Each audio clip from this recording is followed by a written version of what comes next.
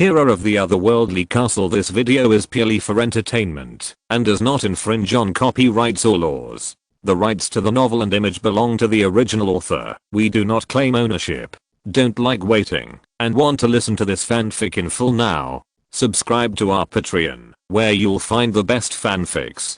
Chapter 376. The Road Ahead. When Li Bao led the fleet northward, Li Jing and Liug also took part of the troops participating in the expedition ceremony and took a train northward to Shanhaiguan to join the army. Liug felt the infinite power of the steel behemoth under him and couldn't help but sighed. The power of this thing is beyond human power.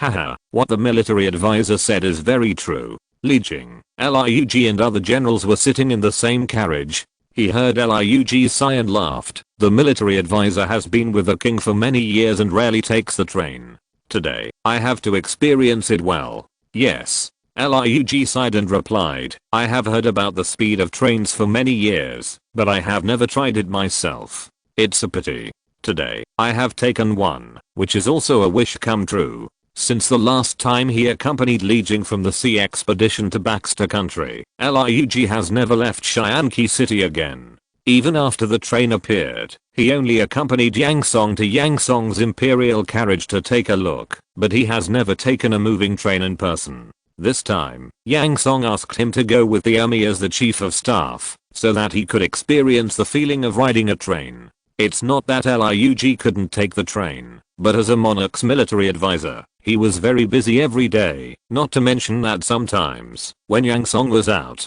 he had to preside over the overall situation in Xianqi city. In his busy life, he didn't take the train, just for the sake of taking the train. Now that he has personally experienced the speed of the train, Liug is glad that he had attached great importance to the train before, and was glad that he didn't reject the new and unseen things. The train departed from the railway station in the north of Xianqi city before noon, and arrived at Shanhaiguan, which is 700 kilometers away from Xianqi city, at around 12 o'clock in the evening.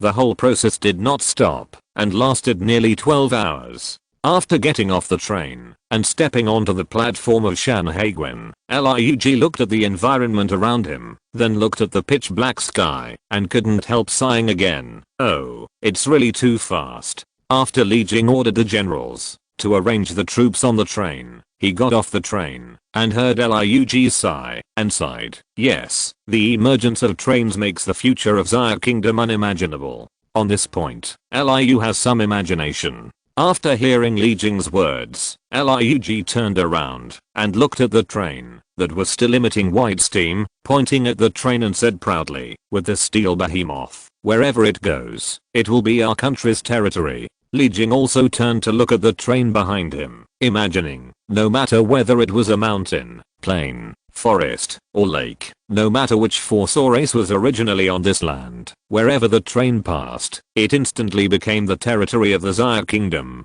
Later, on this piece of land, the Xia Kingdom established villages and towns. The people of the Xia Kingdom cultivated and worked on these lands, and the children played by the lake and on the streets, turning the originally barren and primitive land into a paradise on earth. This was originally just an efficient means of transportation in Li Jing's eyes. After Liug's words, in Li Jing's eyes, this train was no longer a train, but a magic weapon for the Xia Kingdom to rule the world. I don't know how long it took. Li Jing came back to his senses, looked at Liug puzzled and asked, it turned out to be the case. Why did the military advisor agree to abandon the barbarian labor? Li Jing thought of the 100,000 natives who were now organized into the vassal army.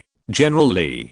Liug heard Li Jing's question and knew that the other party was talking about the construction of the railway, which required a lot of labor. He asked earnestly, General, can you imagine that there will be a place for barbarians in the territory of Xia in the future? And can the people of Xia cherish this thing that can change the world? Only after experiencing suffering can you know how hard happiness is. Only when the people of Xia personally participate in the step-by-step growth and changes of Xia will they cherish everything that is hard-won. Liug, or Yang Song, does not want the current achievements of Xia to be defeated and scattered by the unworthy descendants in the future. Therefore, only by allowing all the people of Xia to participate in the construction of Xia in all aspects, coupled with timely education, can future generations know the difficulties of their ancestors and know that the prosperity of future generations did not fall from the sky. So that's it. Li Jing thought about it and understood the approach of Liu and others. It's not that Li Jing can't think of these, but he has always been in charge of the army. As the saying goes, he should do his job in his position. He usually thinks about things from the military perspective.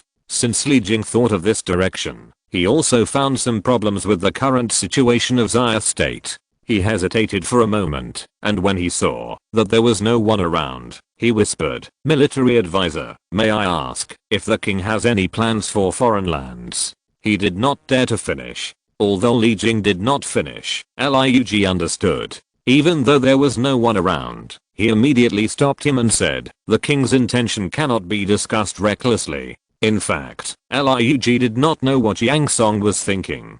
Now Xia state is considered to be a strong force, but Yang Song has no intention of expanding. Looking back at Yang Song's past actions, he was not an indecisive person. Looking at the current posture, Yang Song seemed to be making some preparations. Yes, Yang Song has actually been preparing all the time. Or he has never relaxed. For this world, Yang Song and even the entire Xia state are outsiders. If Xia state wants to exist in this world, or even dominate the world, it must be prepared to be enemies with the whole world. Although it is a bit exaggerated, and a bit worrying to be enemies with the world, it is a fact to be enemies with the natives of this world. In addition, even in the process of hostility, Yang Song believed that it would not be excessive to make preparations for the victory of the Xia kingdom easier, and with fewer sacrifices. Li Jing felt Liu's seriousness, so he stopped talking about this expedition, and turned to talk about the expedition. This time, the king asked the military advisor to accompany us, so I will leave it to the military advisor.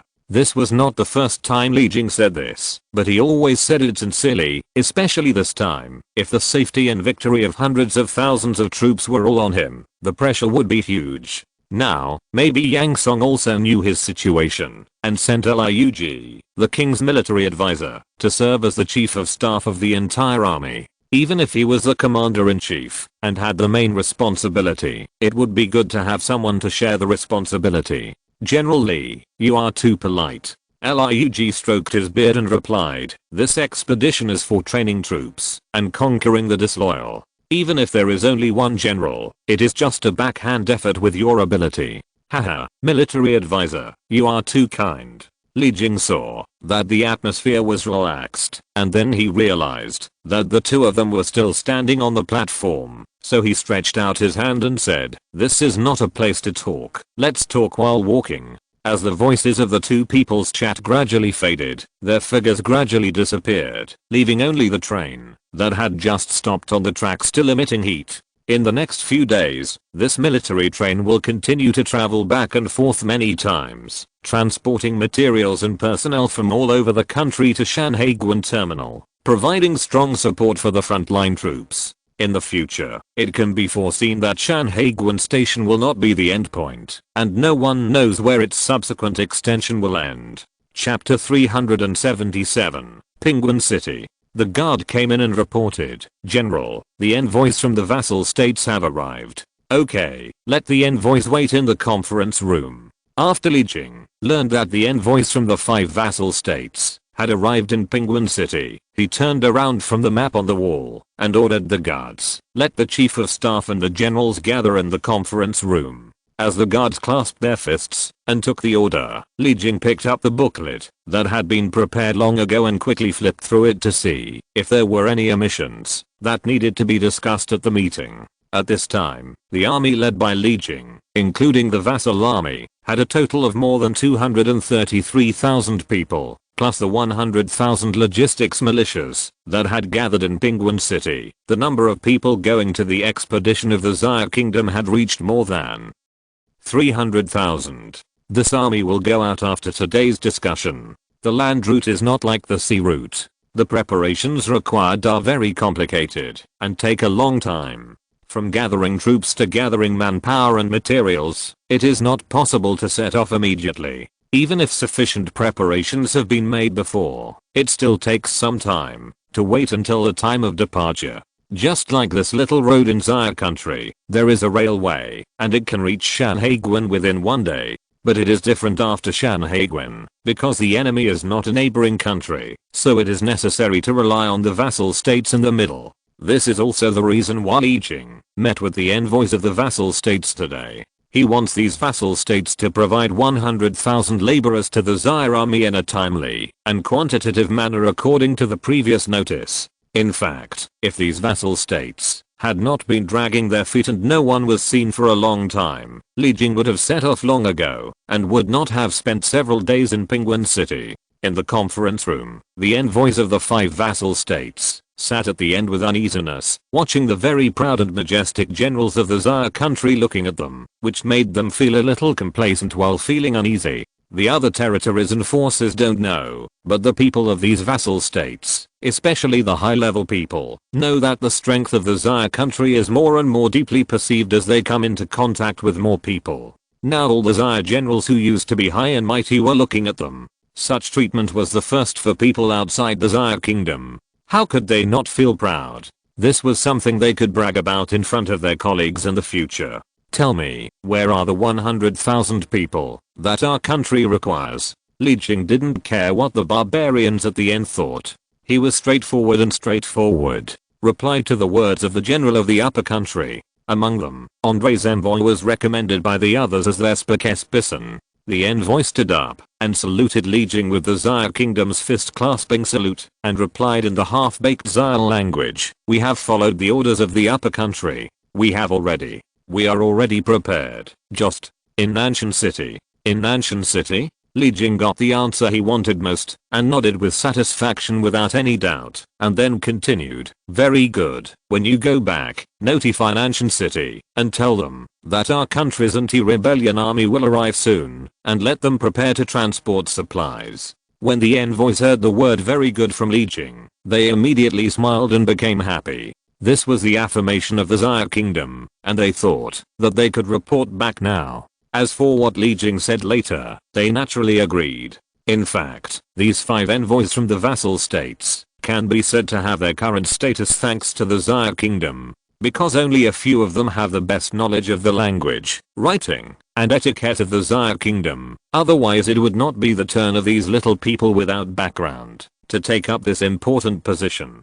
It can be said that in order to please Xia, their suzerain, the 5 vassal states were very concerned. No matter big or small, they had to report everything to Xia. If Xia had any requirements for them, they would do their best to meet them. However, Xia generally disdained to interfere in the internal affairs of vassal states. As for the war between vassal states and Philomet, Xia verbally supported it. In order to allow the 5 vassal states to confront Philomet for a longer period of time, Xia avoided Philomet, which was close at hand, by land or sea in this military training plan. After the envoys of the 5 countries left happily, Li Jing looked at the generals and ordered them seriously, "Everyone, go back today and make preparations. Set off on time at 7 o'clock tomorrow morning." "Yes, General." The generals finally waited for this sentence, and they all stood up and excitedly clasped their fists to accept the order. After that, Li Jing discussed the details of the expedition with the generals and left.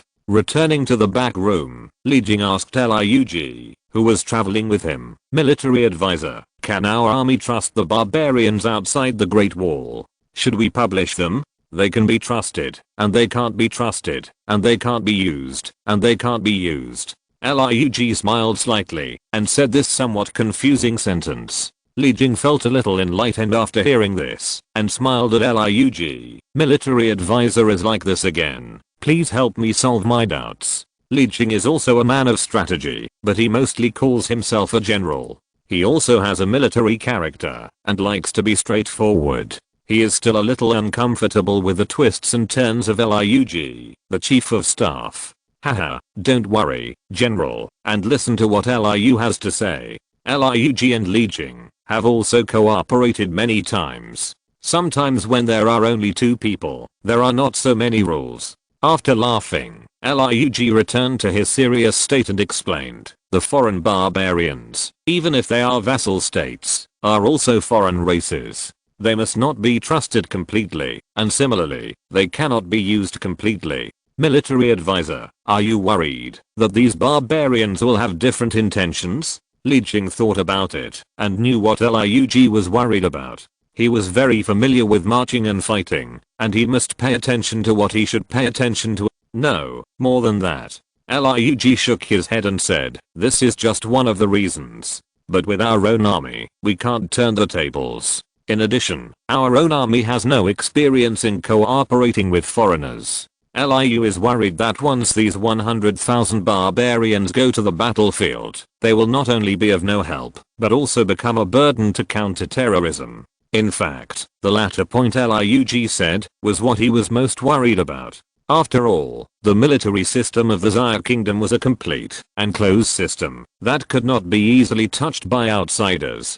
Even if these natives were only responsible for the transportation of supplies, they would worry that these people would lose the supplies or accidentally ignite the gunpowder, which would be a lot of fun. Not to mention the loss of material information, which would expose the military information of the Xia Kingdom. All of this is what Xia Guo is worried about. It is for this reason that Yang Song asked Yang Xin of the military department to mobilize 100,000 militiamen to undertake the logistics supply of more than 233,000 people on the ground. Li knows. Li Jing recalled the causes and consequences and suddenly realized, let the barbarians be responsible for the logistics and transportation of the vassal army. Anyway, the vassal army is also indigenous barbarians. All the logistical supplies are arrows and food, and there is nothing to keep secret. Let 100,000 indigenous laborers be responsible for the logistics of 100,000 vassal armies. Just one person for one person.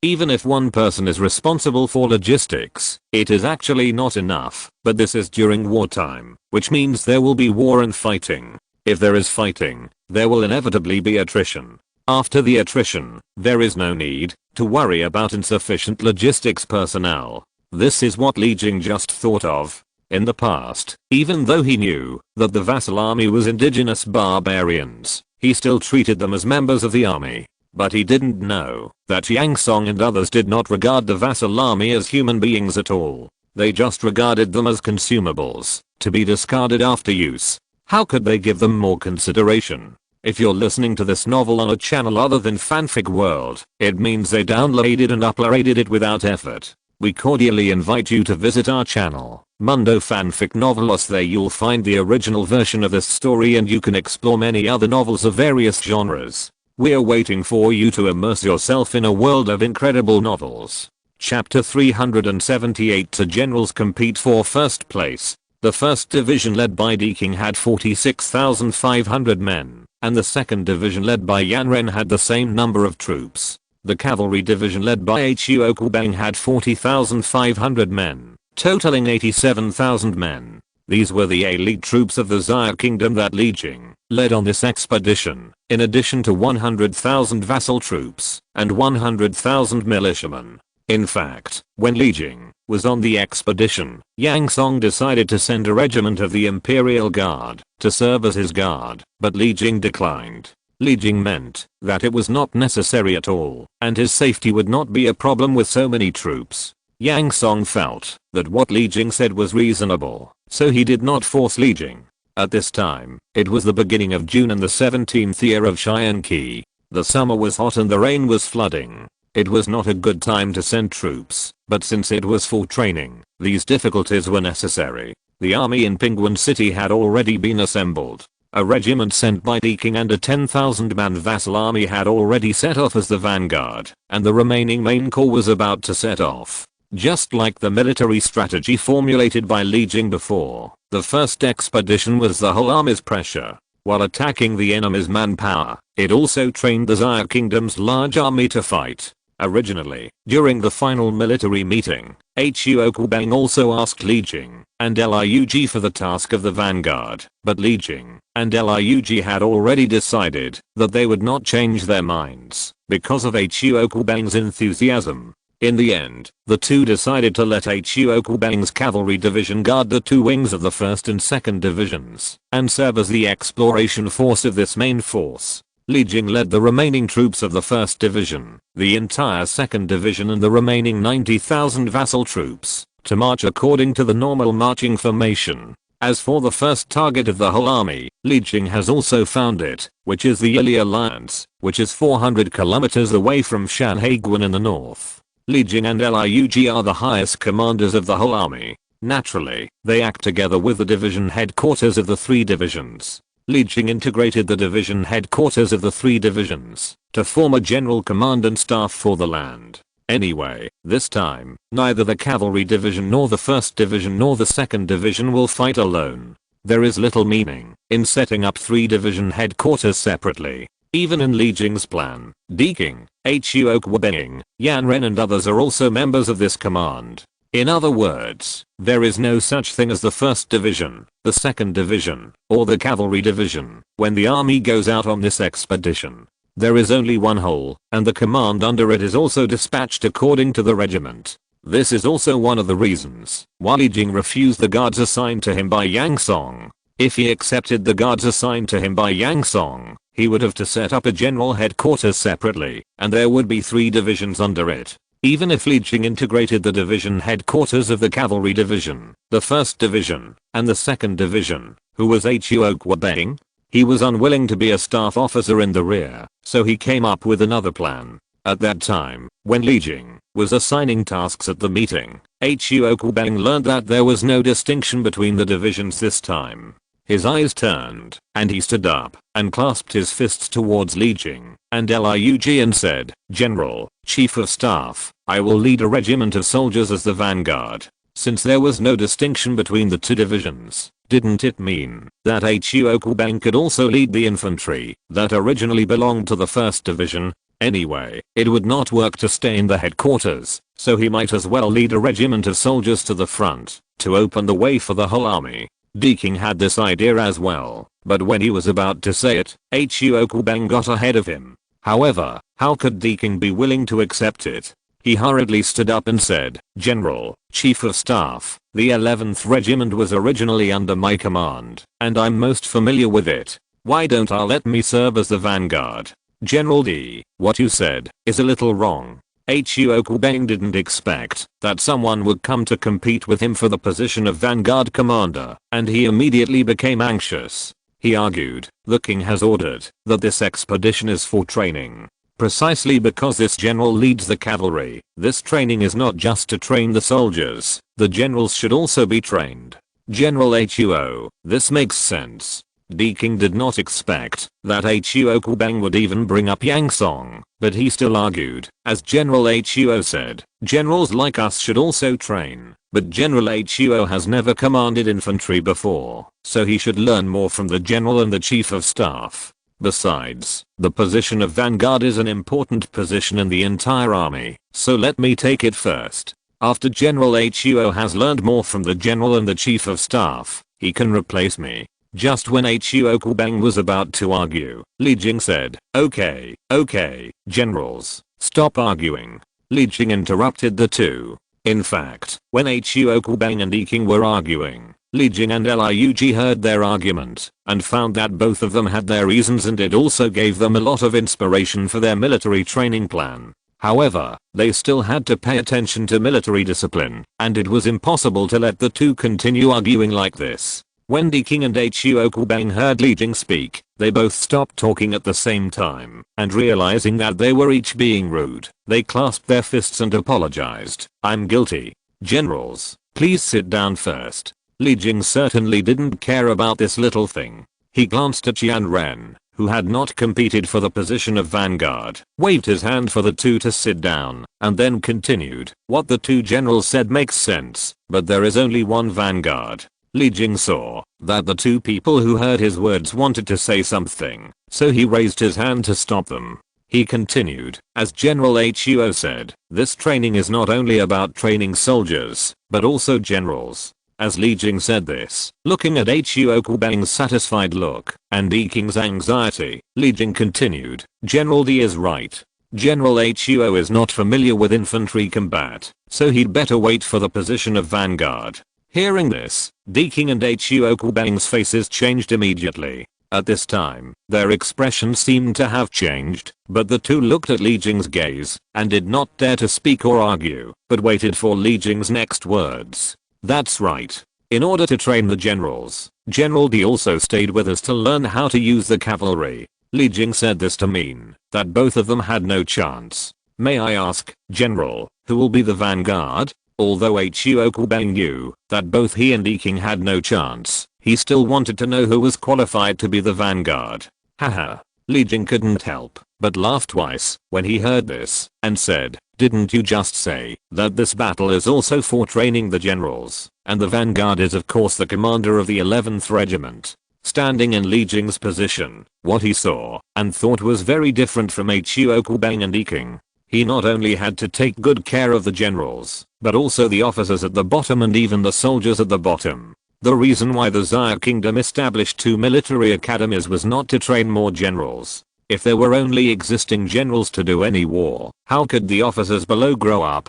Chapter 379, Unknown Path Ahead. Zhu Chengsheng is the colonel commander of the 11th Regiment of the 1st Division, and was chosen by Li Jing and Liug as the vanguard. He still didn't know that 2 generals had fought fiercely for his small vanguard position, and he didn't know that he was now famous. Zhu Cheng is now leading the 8,400 officers and soldiers of the 11th Regiment, 10,000 vassal troops, and 10,000 militia logistics teams to form a vanguard army and march towards Nanshan City not far away. After meeting with 10,000 young and strong laborers provided by vassal states in Nanshan City, he will lead the army north again and march towards the target. All along the way, he will do the work of opening roads and building bridges when encountering mountains and rivers. Until he approaches the target and encounters the enemy, he will make a choice according to the enemy situation, or attack, or defend, or call for support. This vanguard position is actually not a good job, and the most done is rough work. But one thing is that the vanguard is also the first army to encounter the enemy. This is exactly the reason why Deking and Hu Okubeng argued. As long as they encountered the enemy, it meant that they had military merits, and the vanguard army was the first army to encounter the enemy. After all, the merit of being the first in the army was still very tempting. Nanshan City was only 100 kilometers away from Penguin City, and this section of the road was ready, so Zhu Cheng did not need to open the road. Therefore, it took only 3 days for the vanguard army to arrive at Nanshan City. Welcome the general of the upper country to lead the army to Nanshan City. When Zhu Cheng arrived at Nanshan City in the evening 3 days later, he was warmly welcomed by the locals. Nanshan City was a city jointly owned by the vassal states of the Xia Kingdom. With the partial intervention of the Xia Kingdom, the residents of Nanshan City were spared from the suffering of war, which allowed many indigenous residents to flee here to avoid war. In addition, the joint management of the vassal states made this city very prosperous today. Of course, this is only compared with other cities in the vassal states, and it is certainly far inferior to the cities of the Xia Kingdom. The prosperous population and business of Nanshan City must have made the 5 vassal states jealous, and they all wanted to take it for themselves. However, due to the existence of Xia State, they had to abide by the rules and do their own things. However, Xia State also knew that it was better to open up than to block, so it made a promise to the 5 vassal states. If any vassal state made the greatest contribution to the development of Nanshan City would belong to it. As for how long this period is, and how to judge who has made the greatest contribution, this is up to Xia State. This is another important reason why Nanshan City can develop rapidly. At night, Zhu Cheng refused to welcome the officials to the welcoming dinner, and returned to the camp, thinking that he would set off immediately after receiving the personnel and materials tomorrow. He knew how heavy the responsibility on his shoulders was. Somehow, Zhu Cheng came outside the account and looked at the waning moon in the sky. He suddenly recalled his experience since he joined the army. For so many years, he was just a squadron leader of a small light cavalry formation under Zhang Wei of the guard camp. By now, Zhu Cheng has become a regiment commander with more than 8,000 people, and this expedition is the vanguard of the entire army. If you count 10,000 vassal troops, 10,000 militiamen and 10,000 indigenous laborers, he is now an officer commanding nearly 40,000 people, not much different from a division commander. From the squadron leader of the light cavalry formation to the captain of the light cavalry battalion of the infantry brigade, to the commander of the cavalry battalion of the regular brigade, to a regiment commander of the 1st brigade, and finally the colonel commander of the 1st division. Thinking about it, ZHU Cheng was a little complacent while sighing. After all, not everyone can have his good luck and be promoted step by step. Because some officers at the same level as him were injured and retired, some died on the battlefield, some were useless and were still a low-level officer, and their service years were not long away. ZHU Cheng sighed as he looked at the waning moon in the sky, turned around and walked into the military tent. ZHU Cheng thought that he was now a colonel and had a term of service of 32 years, but he was nearly 40 years old and had served for 17 years. He didn't know how many more years it would take to be promoted to a general, because in the current organization of the Tsar army, the regiment commander was a colonel, and above the regiment was the division level, and the chief officer's rank was a lieutenant general, and there was not even a transition in between. In other words, even if the Tsar country expanded its army in the future, he could only start as a division chief of staff if he wanted to be promoted to a general. However, ZHU Cheng still had self-knowledge. He was not qualified to be a staff officer. Although he had some brains, he was still a little far from the requirements of a staff officer, let alone a chief of staff. ZHU Cheng had heard Zhang Wen's evaluation of him before, saying that he was brave in battle, had brains, and was loyal. He admitted all these, but in recent years, he had worked with the regiment staff for several years, and he knew the strength of the staff officer next to him. His staff officer had studied under Lu Su's staff officer, named Kindang. In terms of wisdom, neither of them was as good as the other, and the other was still modestly saying that it was not enough. But when it comes to leading the army in battle, ZHU Cheng is more experienced. After all these years of military life are not in vain. This is the specialization of skills. Therefore, in ZHU Cheng's view, the next promotion will be a big step in his military life. If he does not make changes, there will be a glimmer of hope only when ZHUO reforms the military system again. As ZHU Cheng thought, in the current military system of ZHUO, the promotion from colonel to major general is a very big threshold. Because once promoted to the rank of major general, the officer becomes a general, which is completely 2 levels from the previous officer. It's like no matter how the non-commissioned officer is promoted, even if he is promoted to the 1st level sergeant, the military pay is half a level higher than that of a colonel regiment commander, and he is just a soldier, not an officer. The same is true for officers and generals. It seems that the promotion from colonel to major general is just a simple promotion, but the meaning is completely different.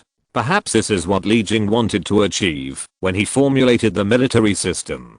The military reform that Tsar state just carried out changed the brigade into a division. Although it expanded the military strength of Tsar state, it was equivalent to raising the threshold for officers to become generals again. It was precisely because Li Jing knew this that he considered from all sides and decided to train the officers at the regiment level so as to select generals from them. This is also one of the reasons why Li Jing integrated the 2 divisions. After integrating the 3 divisions, the land army commanded by Li Jing only had 10 standard regiments, 5 cavalry regiments, 2 cavalry battalions, 2 artillery battalions and the division headquarters of 3 divisions, the current general commander's staff. The general commander's staff has a total of 4,500 troops, no artillery, and is mainly composed of commuting and guard forces. What Li Jing is facing now is how to make good use of this huge army, so that each integrated unit can have its own use and not go in vain.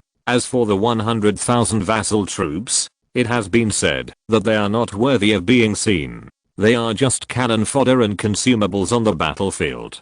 Chapter 380, Pioneer. The next morning, Nanshan City suddenly began to rain heavily, as if a river from the sky was pouring down, and it seemed that it could not be stopped. ZHU Cheng stood in front of the military tent, looking at the gloomy rain curtain, worrying about today's march. It seemed that there would be no good day today. Captain, it is raining so hard, do you think we should postpone our departure? Taedong was beside ZHU Cheng, also having a headache about the weather. ZHU Cheng glanced at Taedong, but did not answer, but asked in return, how is the army prepared? It is ready, and can set off at any time. When Taedong heard ZHU Cheng's question, He knew that the march would continue as planned. "That's good," Zhu Cheng said as he stepped into the rain curtain. He heard a voice from the rain, "Order the whole army to march." "Yes, Commander." Taedong saluted the figure in the rain curtain, and then ordered the messenger who had been standing in the rain curtain, "Order the whole army to march." The vanguard army took the supplies, and left the camp in the heavy rain, and continued to move towards the goal in the north. The unobstructed figures lined up in neat rows, ignoring the heavy rain. On the top of Nanshan City, there were some dignitaries in the city, who came to observe after hearing the news. Looking at the unstoppable Zhao army outside the city, like a dragon in the rain, winding and extending into the depths of the rain curtain, they couldn't help but feel a chill, and they didn't know whether it was the chill in the rain or the feeling of seeing the scene. It was noon. It was raining heavily just now, but now it was a hot day. Zhu Cheng and Taedong and other Zhao people have long been accustomed to such weather. But even if they knew that the weather would be like this, they still felt very uncomfortable. Especially when they were soaked and then encountered the scorching sun, the soldiers only felt damp and hot.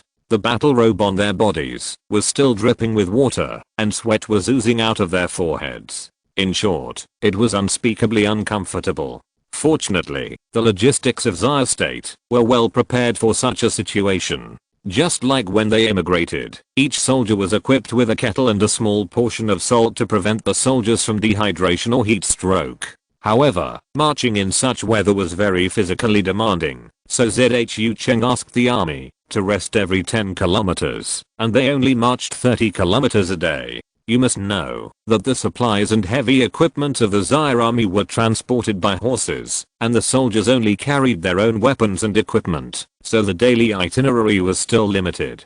Today, the people of Zhao State, not to mention how good their lives are, but it is still no problem to eat meat every few days, which ensures that the overall physical fitness of the people of Zhao State is improving, which means that the source of soldiers in Zhao State is getting better and better. As the saying goes, people are the foundation of a country. Only when people's livelihood is improved in all aspects, the country will naturally become strong. Therefore, the current Zhao army is not only different every day, but also different every year. In fact, if it were not for the weather, during normal training and exercises, even if it was off-road, the distance of a day would be at least 40 to 50 kilometers. On this day, Zhu Cheng led the vanguard army to continue to advance towards the goal in the north, and received intelligence from the front. They were about to leave the sphere of influence of the vassal state, and they would enter the target area in 2 days. After 8 days of continuous marching, the vanguard army had advanced more than 300 kilometers, and was not far from the target.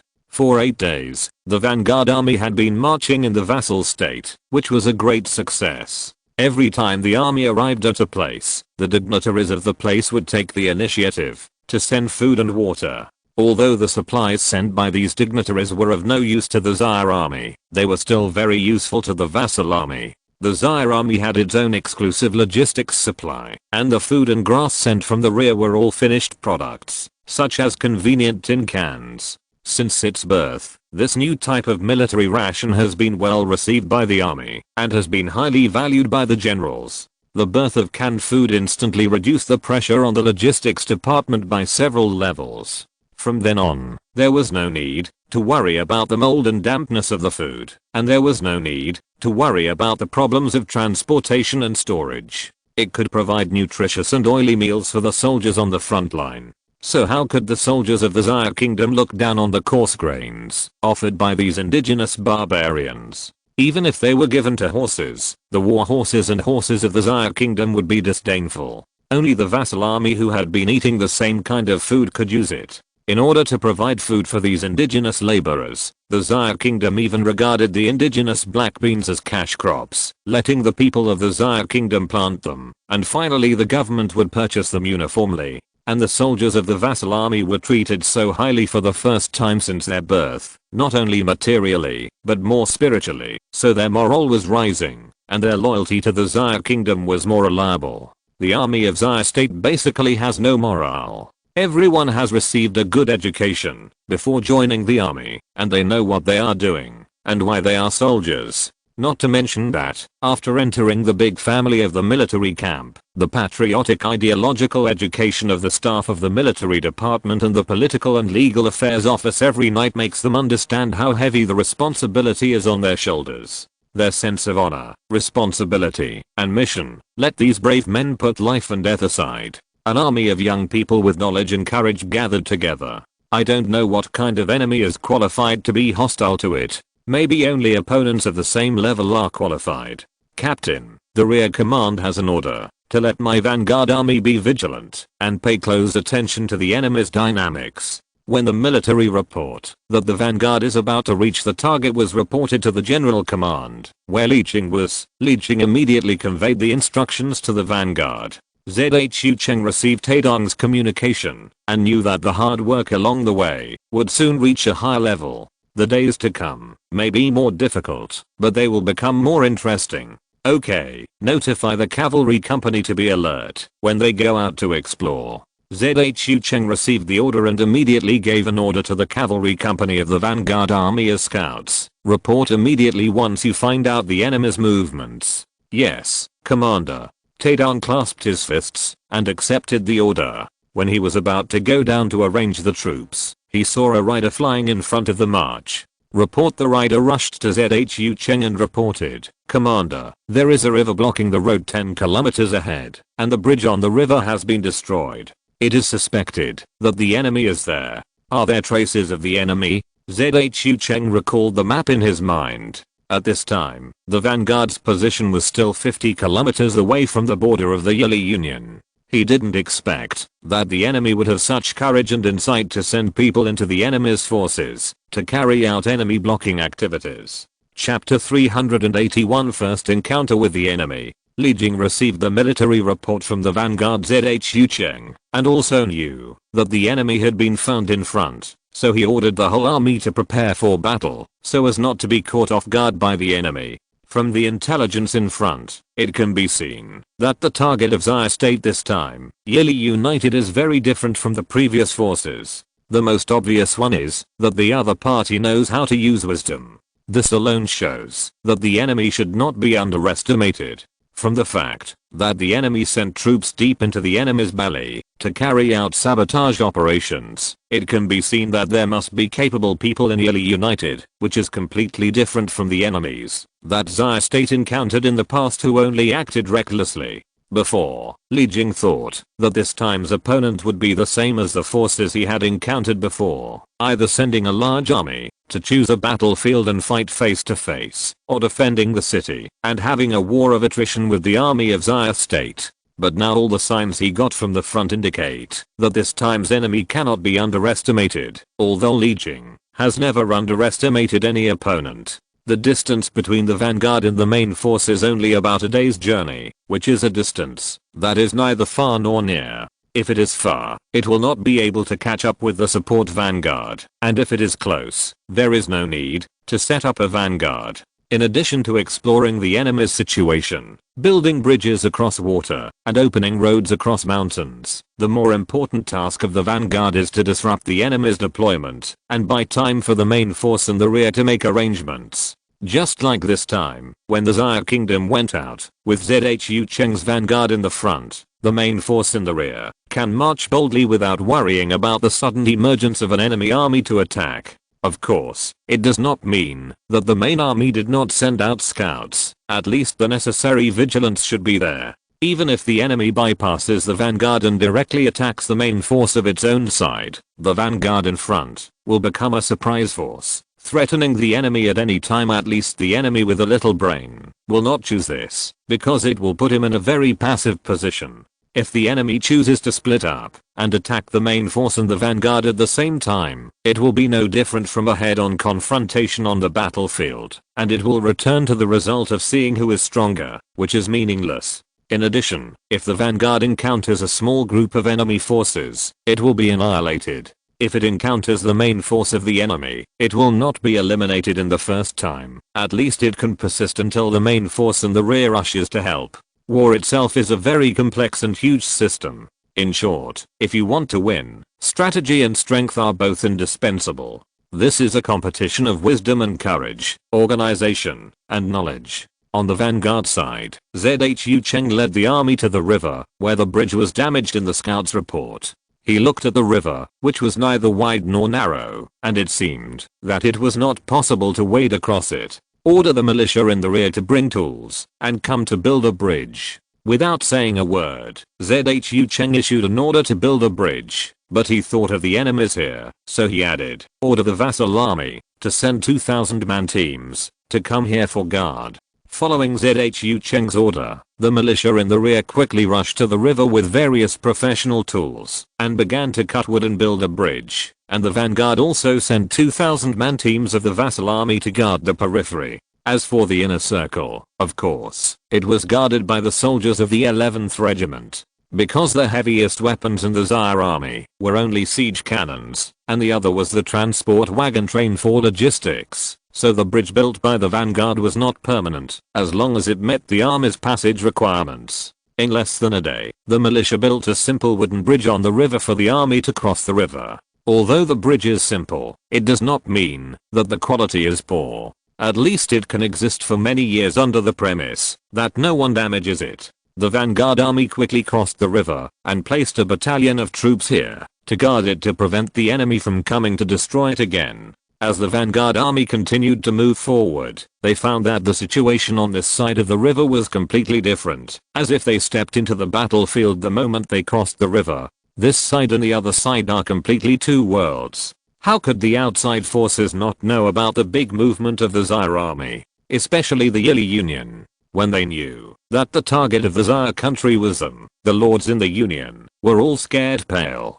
That was an army of more than 400,000. With so many people, even if everyone spitted, it would be enough to drown them, not to mention that this was the army from the legendary, mysterious and powerful Zaire country, who dared to say that they could resist, even if they later learned that 100,000 of the more than 400,000 people came from the 5 vassal states, and there were 100,000 familiar faces. Even so, the remaining more than 200,000 were enough to destroy them several times. Even if there were no more than 200,000 people from Zaire country, even if the other 200,000 people were at the same level as their army, they could not come up with so many people to resist. Not to mention that there were not so many IFs. Therefore, as soon as the news of the Zaire army's dispatch came, the information in the news was simply incredible to the dignitaries of the Yili Union, and the strong fear that followed caused a large number of surrenderists to appear among the various forces within the Union.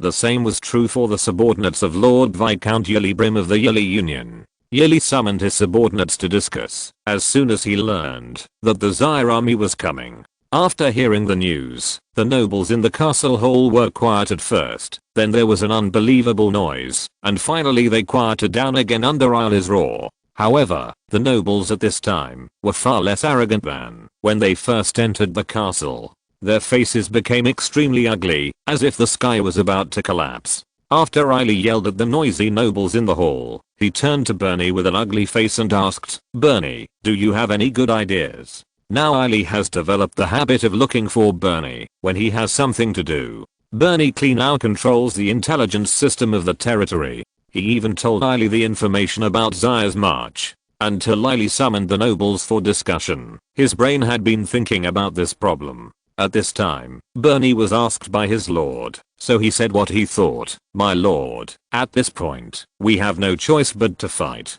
Fight? What can we use to fight? As soon as Bernie finished speaking, a dignitary on the side immediately stood up to refute. After throwing out this question, he turned to Riley and said, "My lord, you can't listen to Bernie this time. That is an army of more than 400,000. How can we beat them? What if you don't fight?" Bernie sneered when he heard this, and pressed him bluntly. "Are you going to surrender? Where do you want to put my lord?" This. The dignitary didn't know how to refute for a long time. Although surrender was what he wanted in his heart, Bernie now brought up the Lord Riley. If he said what he thought in front of everyone, wouldn't it mean that he was ready to betray? Step down. Yili couldn't stand it anymore, so he asked the nobleman to step down, and then he said to Bernie, "Go on, my lord." Bernie ignored the nobles who hated him.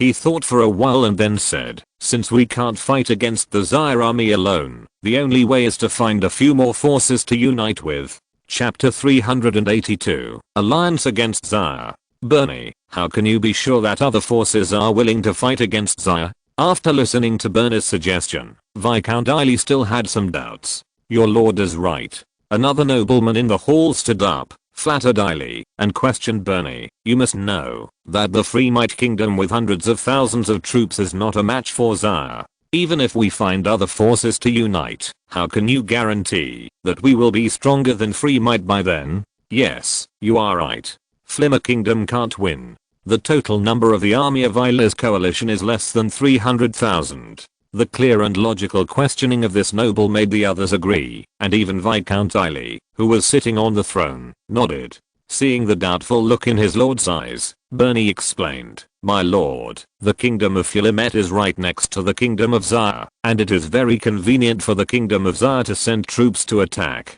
But it's different with our Riley alliance. We are more than 400 kilometers away from the kingdom of Zaire. By the time the Zaire army reaches us, their soldiers will probably be very tired. So, at that time, we only need to send an army several times larger than ours to catch the enemy off guard, and we can defeat the Zaire army. Bernie first explained his own advantages, and then went on to explain why he suggested joining forces with other forces. However, the army of Zaire is very powerful. We, the Yili Alliance, only have 30 troops, which are not several times larger than the army of Zaire. We can only unite with other forces to resist the army of Zaire. Bernie paused, thought for a while, and then said, as far as I know, the last time Zaire sent envoys, it also sent envoys to many forces around us, with the purpose of making them surrender. When these forces know that Zaire is sending a large army to attack, they should also be unable to resist the Zaire army alone.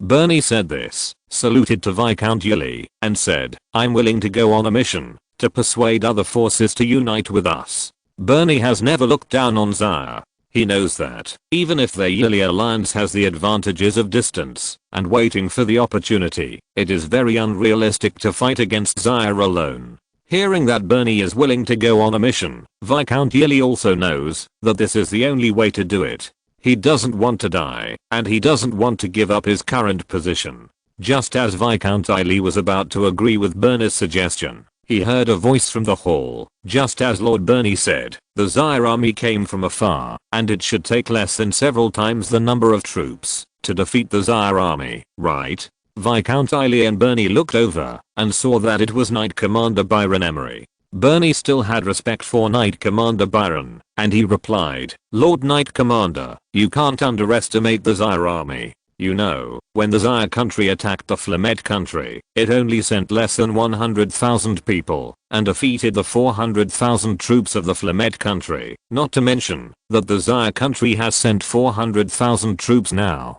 Even if only a small half of these 400,000 troops are real Zaire people, and the long distance has reduced the combat effectiveness of the Zaire army, we still need at least 500,000 troops to match the Zaire army. So that's it. Knight Commander Byron nodded, indicating that he didn't say anything more after knowing it. It seems that he tacitly supports Bernie's suggestion, but because of his own identity, it is not easy to directly agree. You can't say that he is really not good enough, right? Then it's up to you, Bernie, to go on this diplomatic mission to unite other forces.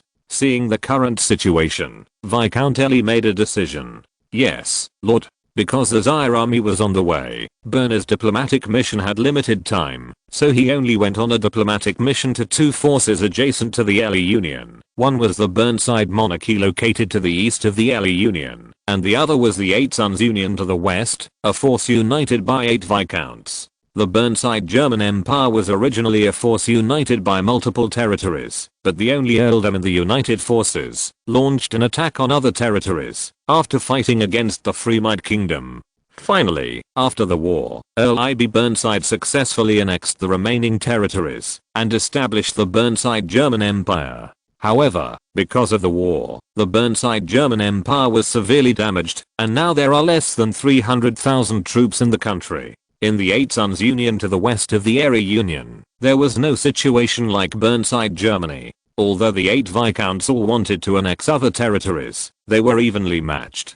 Unlike Earl I.B. Burnside, who was the only one who could annex the rest of the territories, the 8 Sons Union could only maintain the status quo. But because of this, the forces united by the 8 viscounts had more troops than Burnside Germany, as many as 300,000, which was about the same as the Erie Union. In fact, the reason why the forces around the Erie Union were almost as strong was because Bernie had considered it when he was on a diplomatic mission in order to avoid the emergence of a second far-limit country, but the emergence of Burnside Germany was not within Bernie Klee's expectations. Fortunately, the final result was still good. To the north of the Erie Union, the neighboring country was Baxter. Baxter was established by Earl Aubrey Baxter after expansion and annexation with the support of the Garfield Chamber of Commerce. It was the country where Bernie Klee's old rival, the Garfield Chamber of Commerce, was located. As for the west of the former far-limit country, which is also the west of the 5 vassal states of the Zaire Kingdom today, because it has a vast land and there is no threat from the far-limit country, there are chaos everywhere, and there is no stable situation at all, and it is not the target of Zaire Kingdom's military training this time. In less than half a month, Bernie successfully completed the mission of the envoy, and successfully made the 2 neighboring forces of Yili in the east and west agree to temporarily unite, and send troops to jointly resist the attack of the Zaire Kingdom's army. After the 3 parties discussed, Yili United dispatched 25 people, Burnside Germany dispatched 150,000 people, and the 8 Sons United dispatched 200,000 people, a total of 600,000 troops, to deal with the attack of the Zaire Kingdom. It was also on the day when they finished their discussion that the vanguard of the Zaire Kingdom officially set out from Penguin City. Soon, the 3 parties of the temporary alliance learned the news that the Zaire Kingdom army was officially dispatched and gathered their forces in the territory of Viscount Yili, ready to welcome the arrival of the Zaire army. When Z.H. Yuching led the vanguard army halfway, the first batch of troops of the 3 coalition forces officially gathered together. The reason for such a fast speed is that the 3 parties know that if they are slow, there will be no fight, and because of the years of war, their armies are always ready, so they can quickly dispatch troops. However, compared with the 600,000 strong coalition army, the first batch of troops to meet only has less than 200,000 troops, most of which belong to the Erie coalition army that was prepared in advance. It will take at least some time for the rest of the coalition army to gather together. But the Zaire army will arrive in a few days, which makes the 3 forces feel urgent. Like ants on a hot pot, they all speed up the arrival of the follow-up army. My lord, I have a way that may be worth a try. Just as the 3 forces were anxiously watching the Zaire army getting anxious day by day, Bernie offered a plan in time.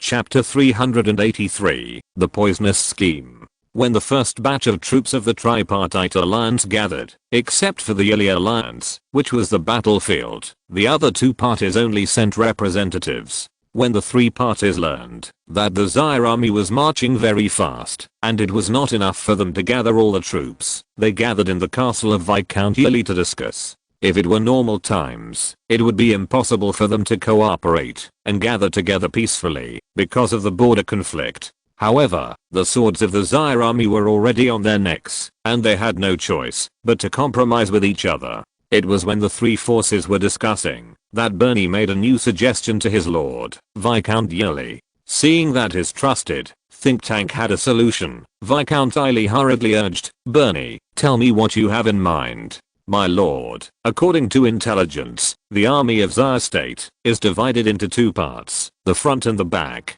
The front part has less than 50,000 people, of which less than 20,000 are Zaire people. It is less than 3 days away from us, and the main force of the back part of the Zaire army is only 4 or 5 days away from us. Bernie did not directly answer what solution he had thought of, but first explained the dynamics of the Zaire army. If you have any solution, just say it.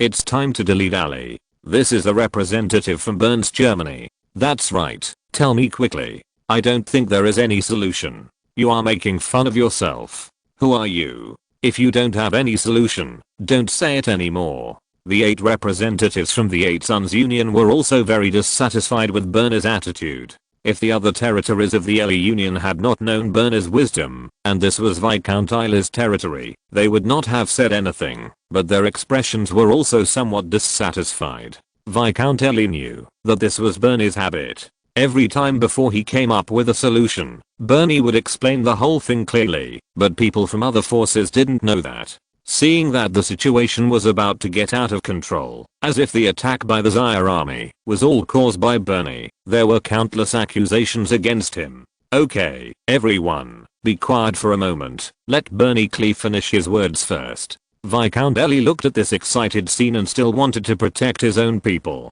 Bernie Clee knew that these people were using his name to vent their anxiety and uneasiness, but he, Bernie, was not someone who could not bear the blow. My lord. Bernie patted his chest and saluted to Viscount Ely who was defending him, and then continued, I suggest that the existing 180,000 troops be dispatched to enter the country of Bateson. Before Bernie finished speaking, he was interrupted again by the representative from Burnside, Germany. What? Using the current 180,000 troops to take the initiative to attack? Isn't this courting death? Knight Commander Ike Blow. Viscount Ely was very dissatisfied when he saw the representative of Burnside, Germany interrupting his subordinate again. His tone was very unfriendly, and he emphasized, listen to Bernie first. Ike Blow was the representative of Burnside, Germany, and one of the commanders of the coalition forces. When he saw someone wanting to use soldiers to die, he certainly couldn't help it. However, seeing the dissatisfaction and obvious defiance of the landlord Viscount Ely, he had to suppress his anger and stop talking. In fact, the rest of the people in the hall also felt absurd after hearing Bernie's words, but their reaction was not as fast as Ike Blow. After seeing Viscount Ely's attitude, they no longer took the risk. Our coalition army has 180,000 troops attacking Bateson, and Bateson will definitely not be able to stop them. Bernie was not angry after being interrupted, but took 2 steps forward to the simple map, placed on the table in the middle of the hall, pointed to a river in Bateson and said, after entering Bateson first, the army should not linger in the battle, but march directly to this river, and destroy all the bridges and boats along the river. Good idea. Hearing Bernie say this, Ike Blow couldn't help but applaud first. Bernie looked at Knight Commander Ike Blow, who was questioning him before, in surprise. He didn't expect that the other party would applaud him now, because Ike Blow was a person of true temperament. After destroying the bridges and boats, the army will turn around and fight back again. Bernie was surprised for less than 2 seconds, and then he explained his method again to the map. At this time, as Bernie explained, Viscount Ely and others unconsciously gathered around, regardless of whether they could understand it or not, and all stared at the map on the table, as if they could see the hope of defeating the Zaire army from it. Because of Bernie's calm attitude and a method that was approved by others, they seemed to see hope. However, this hope did not come from the simple map on the table with only a few strokes, but from Bernie Clee. Bernie saw that everyone was gathered around him, but he didn't care, but continued to say, the target of the army's counterattack is all the villages and towns in the area north of this river. Make sure to destroy every village and town, rob all the food, but don't kill too many people. Bateson is one of the 5 vassal states of Zaire State, and it is also the northernmost one. It is directly adjacent to the LE Union and the territory of Viscount Ely. If Zaire State wants to attack the LE Union, it must pass through Bateson and this area. Sir Bernie Clee, I can understand destroying the bridges on the river, burning the ferry boats, and robbing the food. I can also understand that the army turned back to attack the enemy's villages and towns. Ike Blow understood Bernie's words at first, but as Bernie explained in depth, he couldn't understand it. So Knight Commander Ike Blow asked Bernie in a calm manner, but why only destroy the villages and towns, and not kill people? And why destroy all the villages and towns in this area? These 2 points were what he wanted to know most. When Bernie heard the question raised by Knight Commander Ike Blow, and saw the puzzled expressions on the faces of the others, he explained, the purpose of destroying all the villages and towns is to prevent the Zaire army from having a place to rest right away. As for not killing too many Bateson people. Having said that, Bernie looked at the people who had gathered around him again, and guided everyone's thoughts in a relaxed tone. Think about it, if we don't kill these Bateson people, and these people have no place to live, or food to eat, and the Zaire army has spent a lot of time to cross the river, those Bateson people who have been hungry for several days now see the Zaire army transporting food. What do you think the starving Bateson people will do? Everyone followed Bernie's guidance and imagined, and they seemed to see groups of ragged, sallow-faced, and unsteady Bateson people, regardless of life and death, stretching out their dry hands to the Zaire army to beg for food. Haha, the Zaire army has only two choices when they encounter this situation. They can either distribute their military rations to the refugees, or ignore the refugees' lives. But if the Zaire army ignores the refugees' lives, the hungry refugees are not afraid of death. If they do, can they manage so many refugees? Bernie said this in a relaxed and calm tone, but at the end, his face was already full of chills, which made the rest of the people shiver all over. I guess the Zaire army will not be stupid enough to care about the refugees. Bernie continued to explain, then the Zaire army will definitely choose not to care about the refugees, and then the hungry refugees will block the Zaire army for us. What a vicious method. This sentence rang in the hearts of the onlookers at almost the same time. At this time, everyone looked at Bernie, who was thin, with completely changed eyes. They didn't expect that such an inconspicuous person would have such a vicious method. Then they were all glad that Bernie was their own man, not the enemy. That's right. Bernie ignored everyone's thoughts. He was immersed in his own thoughts. As if he suddenly thought of something, Bernie added, if there is a way, it would be best to destroy all the water sources in this area, so that the Zaire army can't find a drop of water to drink after entering this area.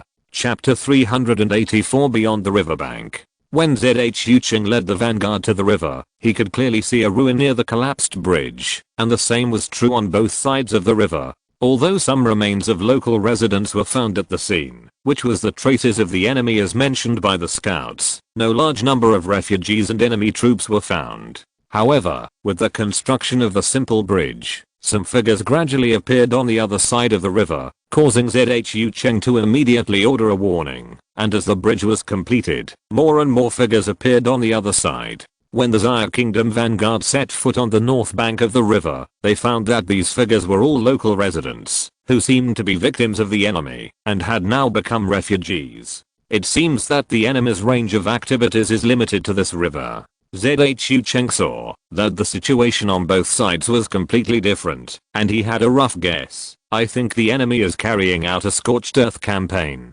Captain, what should we do with these barbarians? Taedong came up at this time, waiting for Zhu Cheng to make a decision. Without even a second thought, Zhu Cheng waved his hand and gave the order the 112th Battalion to stay and guard the bridge. No unrelated people are allowed to approach. Anyone who breaks through will be killed without mercy. Yes, Commander. Taedong knew Zhu Cheng's choice. After receiving the order, he asked the messenger from the regiment to pass on the order. He walked to Zhu Cheng's side and looked at the troops crossing the bridge in rows and batches. He said with some concern, Commander, I guess the road ahead will be difficult. Don't be afraid.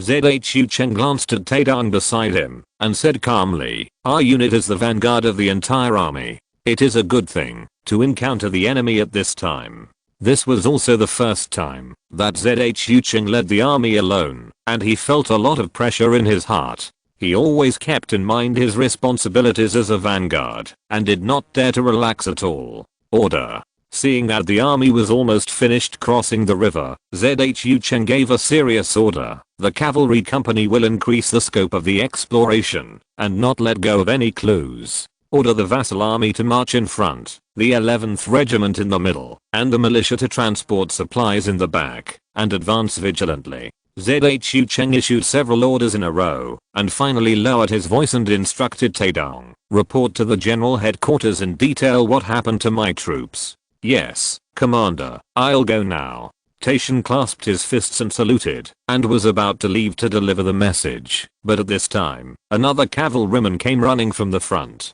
Report. The cavalryman was getting closer, so he reined in his warhorse, jumped off the horse, clasped his fists, and said to Zhu Cheng, Captain, all the villages and towns within 10 kilometers ahead have been burned down. and the barbarians are wandering in the wilderness, and we still haven't found the enemy. Not good.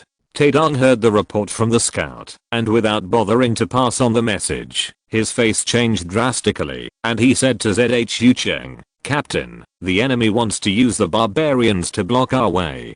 Zhu Cheng heard Taedong's words, and understood the enemy's purpose. He couldn't help but sneered twice, and said, "If this place is the land of our country, and the people who are wandering are the people of our country, they will never be able to atone for this vicious plan, even if they die 1,000 times. Then what the commander means is..." Taedong looked at Zhu Cheng with a slightly changed look in his eyes. He didn't expect that the other party would take these foreigners so lightly, but he also knew that this kind of idea was common in Zaire. "You go and pass the message first, and report this to the headquarters." Zhu Cheng didn't say much, but the implication was very obvious. Zhu Cheng kept his mission in mind.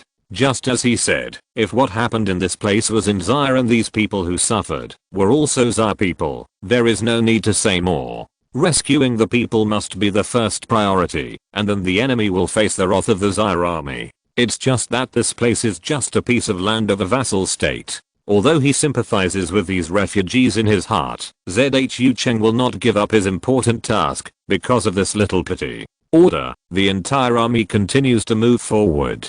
If they encounter obstacles, if anyone blocks the road, they will be killed without mercy.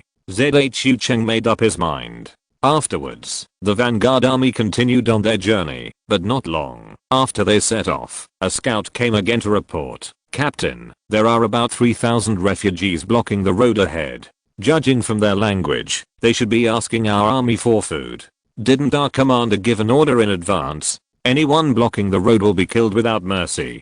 Zhu Cheng looked at the scout, expressionless and about to give the order to start, when Taedong took the lead and suggested, "Captain, why don't we leave all the refugees here to the vassal army to deal with?" Zhu Cheng was initially planning to let the soldiers of the 11th Regiment go first, and take this opportunity to let the new recruits see blood, but after hearing Taedong's suggestion, Zhu Cheng asked in some confusion, "What does the staff officer mean?" "Captain, although the people blocking the road are barbarians, they are all unarmed. It may be inconvenient to let our own soldiers slaughter them," Taedong explained. "Besides, this is also to prevent the enemy from being mixed in with the refugees. It is better to let the vassal army test it first." Taedong thought more than Zhu Cheng. Taedong knew that there were many new recruits in the vanguard army. If the first bloody battle was to slaughter refugees, it would inevitably cause ideological problems for the soldiers. It would be better to hand over this dirty work and tiring work to the vassal army. In addition, Taedong did not say one thing clearly, that is, the enemy's strategy was a little confusing to him. Either the enemy underestimated the Zaire army, or the enemy must have other intentions. Taedong did not believe that the enemy thought that these refugees would block the way of the Zaire army. Zhu Cheng thought about it carefully and felt that Taedong was right, so he nodded and agreed to the other party's suggestion, and then ordered the vassal army to send a 1,000-man team to eliminate the enemy blocking the road. Hearing Zhu Cheng's name, he completely regarded these refugees blocking the road as enemies. As the order was issued, the front part of the vanguard army soon separated a small part, accelerated the marching speed, and launched an attack on the 3,000 refugees blocking the road ahead. Although the vassal army only had simple weapons and no long-range attacks, it had no problem dealing with refugees who had been hungry for several days. A 1,000-man detachment of the vassal army, under the command of its captain, charged at the ragged refugees, just like a group of lions charging into a flock of sheep, and it was a flock of sheep that had no power to escape, and the result was already doomed. With just a charge, all 3,000 refugees lay in a pool of blood, without a sound, and the vassal army's 1,000-man detachment did not lose a single person. These 3,000 refugees did not stop the Zaire army for a second. The vassal army returned to the team and continued to move forward. The vanguard army slightly bypassed the flesh and blood on the ground, and the remains would be burned and buried by the militia behind. It is not that these 3,000 refugees did not play a role at all. At least the corpses on the ground made the Zaire army give way a little. This may be the only role these 3,000 refugees can play. If you're listening to this novel on a channel other than Fanfic World, it means they downloaded and uploaded it without effort. We cordially invite you to visit our channel, Mundo Fanfic Novelos. There you'll find the original version of this story and you can explore many other novels of various genres. We're waiting for you to immerse yourself in a world of incredible novels.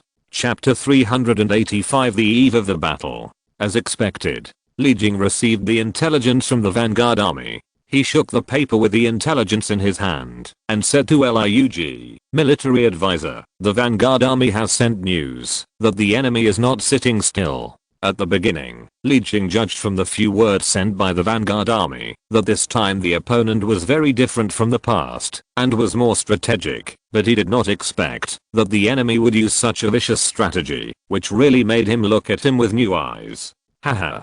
Lurk chuckled twice and replied, I have good news too. Lurk took out a letter from his arms and handed it to Li Jing, saying, the intelligence from the field affairs office has arrived. It seems that the enemy really has a capable person. According to the intelligence, this person is good at the art of vertical and horizontal, and he is highly valued by his master. He will be an advisor to the enemy in this battle. While Li Jing was reading the intelligence, Lurk briefly introduced the capable person he mentioned. Oh. Li Jing took the letter, took out a stack of letter paper from it, and read it carefully. After a while, Li Jing finished reading the information, put the letter back in place, turned around and paced, not knowing what he was thinking. I really didn't expect it. After a long while, Li Jing sighed, looked towards the north, and said in a deep tone, but it's true, even a tribe with no foundation will have talented people. It seems that we have met one this time.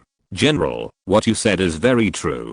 Lurk nodded, and agreed with Li Jing's point of view, and said, but no matter how talented this person is, he is always limited by the foundation of this world, and his future is always limited.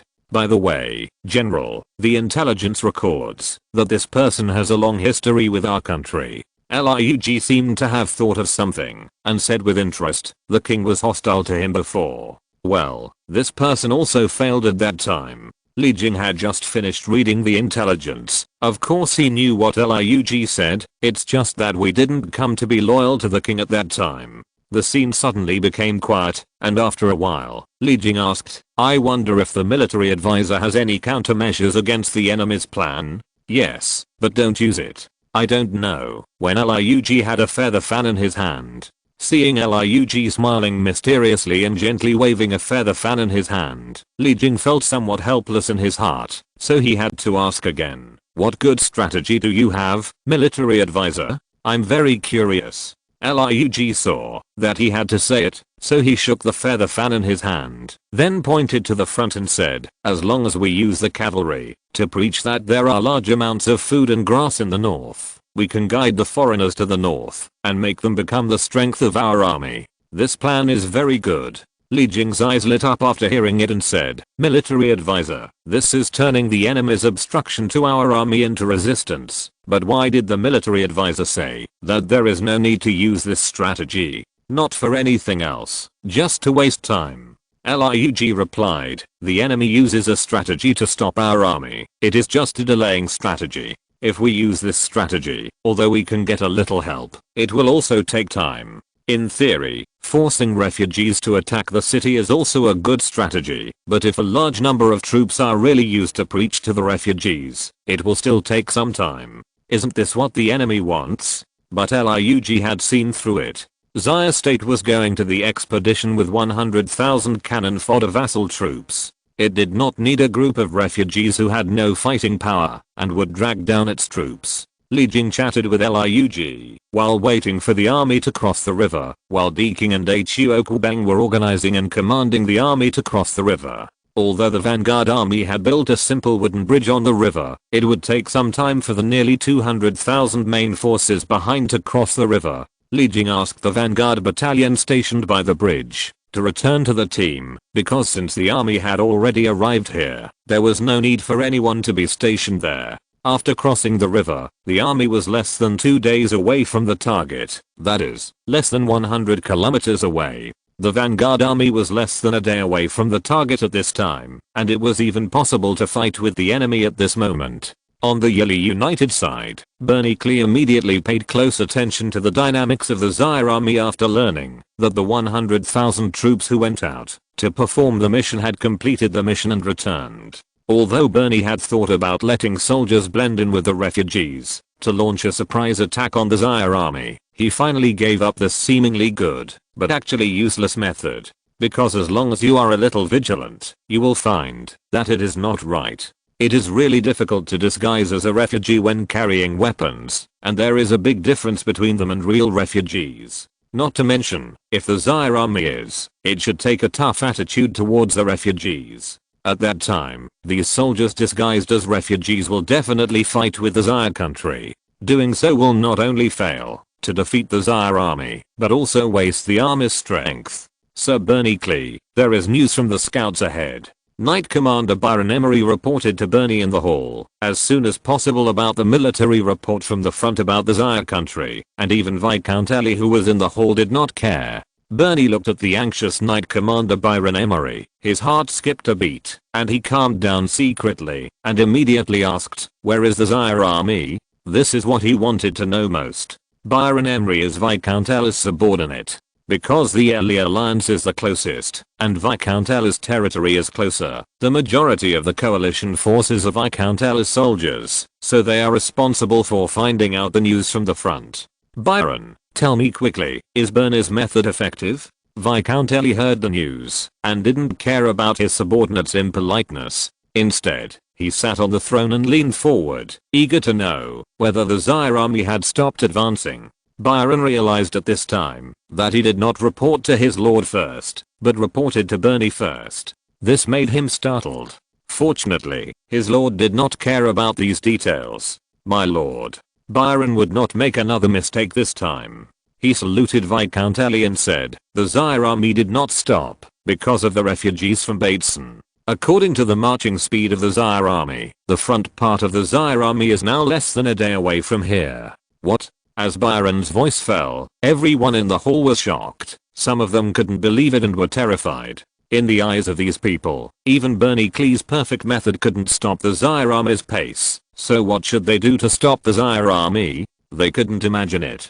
Quiet. Seeing this, Bernie couldn't think well in the noisy environment, and he couldn't help but shouting loudly, "Oh, it's you. What should I do now?" "That's right. The Zaire army is about to arrive. You should give an explanation. It's all your fault. If it weren't for you, it's your fault anyway." The others looked at Bernie in the direction of the voice, and were stunned at first, and then they became more noisy, as if the arrival of the Zaire army was all due to Bernie Klee. "Everyone, be quiet." Viscount Ellie couldn't stand it anymore. He was furious and said, "Weren't you all praising Bernie a few days ago? What about now? Everyone, be quiet and listen to what Bernie has to say first." "My lord." Bernie saluted Viscount Ellie and said, "I'm guilty. It seems that I underestimated the Zaire army. I didn't expect that the Zaire army was much stronger than I expected." Chapter 386, Vanguard meets the enemy. Bernie, you have to know that the current situation cannot be explained by a simple unexpected. Viscount Ellie looked at Bernie Klee seriously. He wanted not only an explanation, but also a way to resist the Zaire army. "I know." Bernie Klee knew that the most important thing now was how to deal with the Zaire army that was right under his nose. Therefore, at this moment, he no longer had the mind to defend himself. But when the Zaire army's vanguard was about to arrive, how could Bernie think of a way to resist the Zaire army in less than a day? Or in other words, how could he think of a way to resist the Zaire army in just a moment? Finally, there was really no other way. Bernie could only make a cheap plan for the vanguard of the Zaire army that was about to arrive. "My lord, according to the intelligence, the Zaire army is divided into two parts, and the first part, which is less than 30,000, is about to arrive. And the second part of the Zaire army, which is also the main force, is more than a day away. So as long as we use 200,000 troops within one day to eliminate the vanguard of the Zaire army, which is less than 30,000, and give the Zaire army a powerful blow, so that they know that we are not easy to bully, we can buy a long time for the army behind." Bernie was thinking while talking. The more he thought, the more ideas he had. He even got excited while talking. as Bernie explained his new method under the attention of everyone, whether it was Viscount Eiley sitting on the throne, or the other representatives and dignitaries in the hall. They seemed to have a pillar in their hearts. Without Eiley speaking, others immediately praised Bernie's method, and all of them agreed. Okay, Bernie, this is the only way now. Eiley was also very excited. He pushed the armrest of the throne and stood up. Without asking for the opinions of others, he shouted loudly, "Knight Commander Byron, I'm here."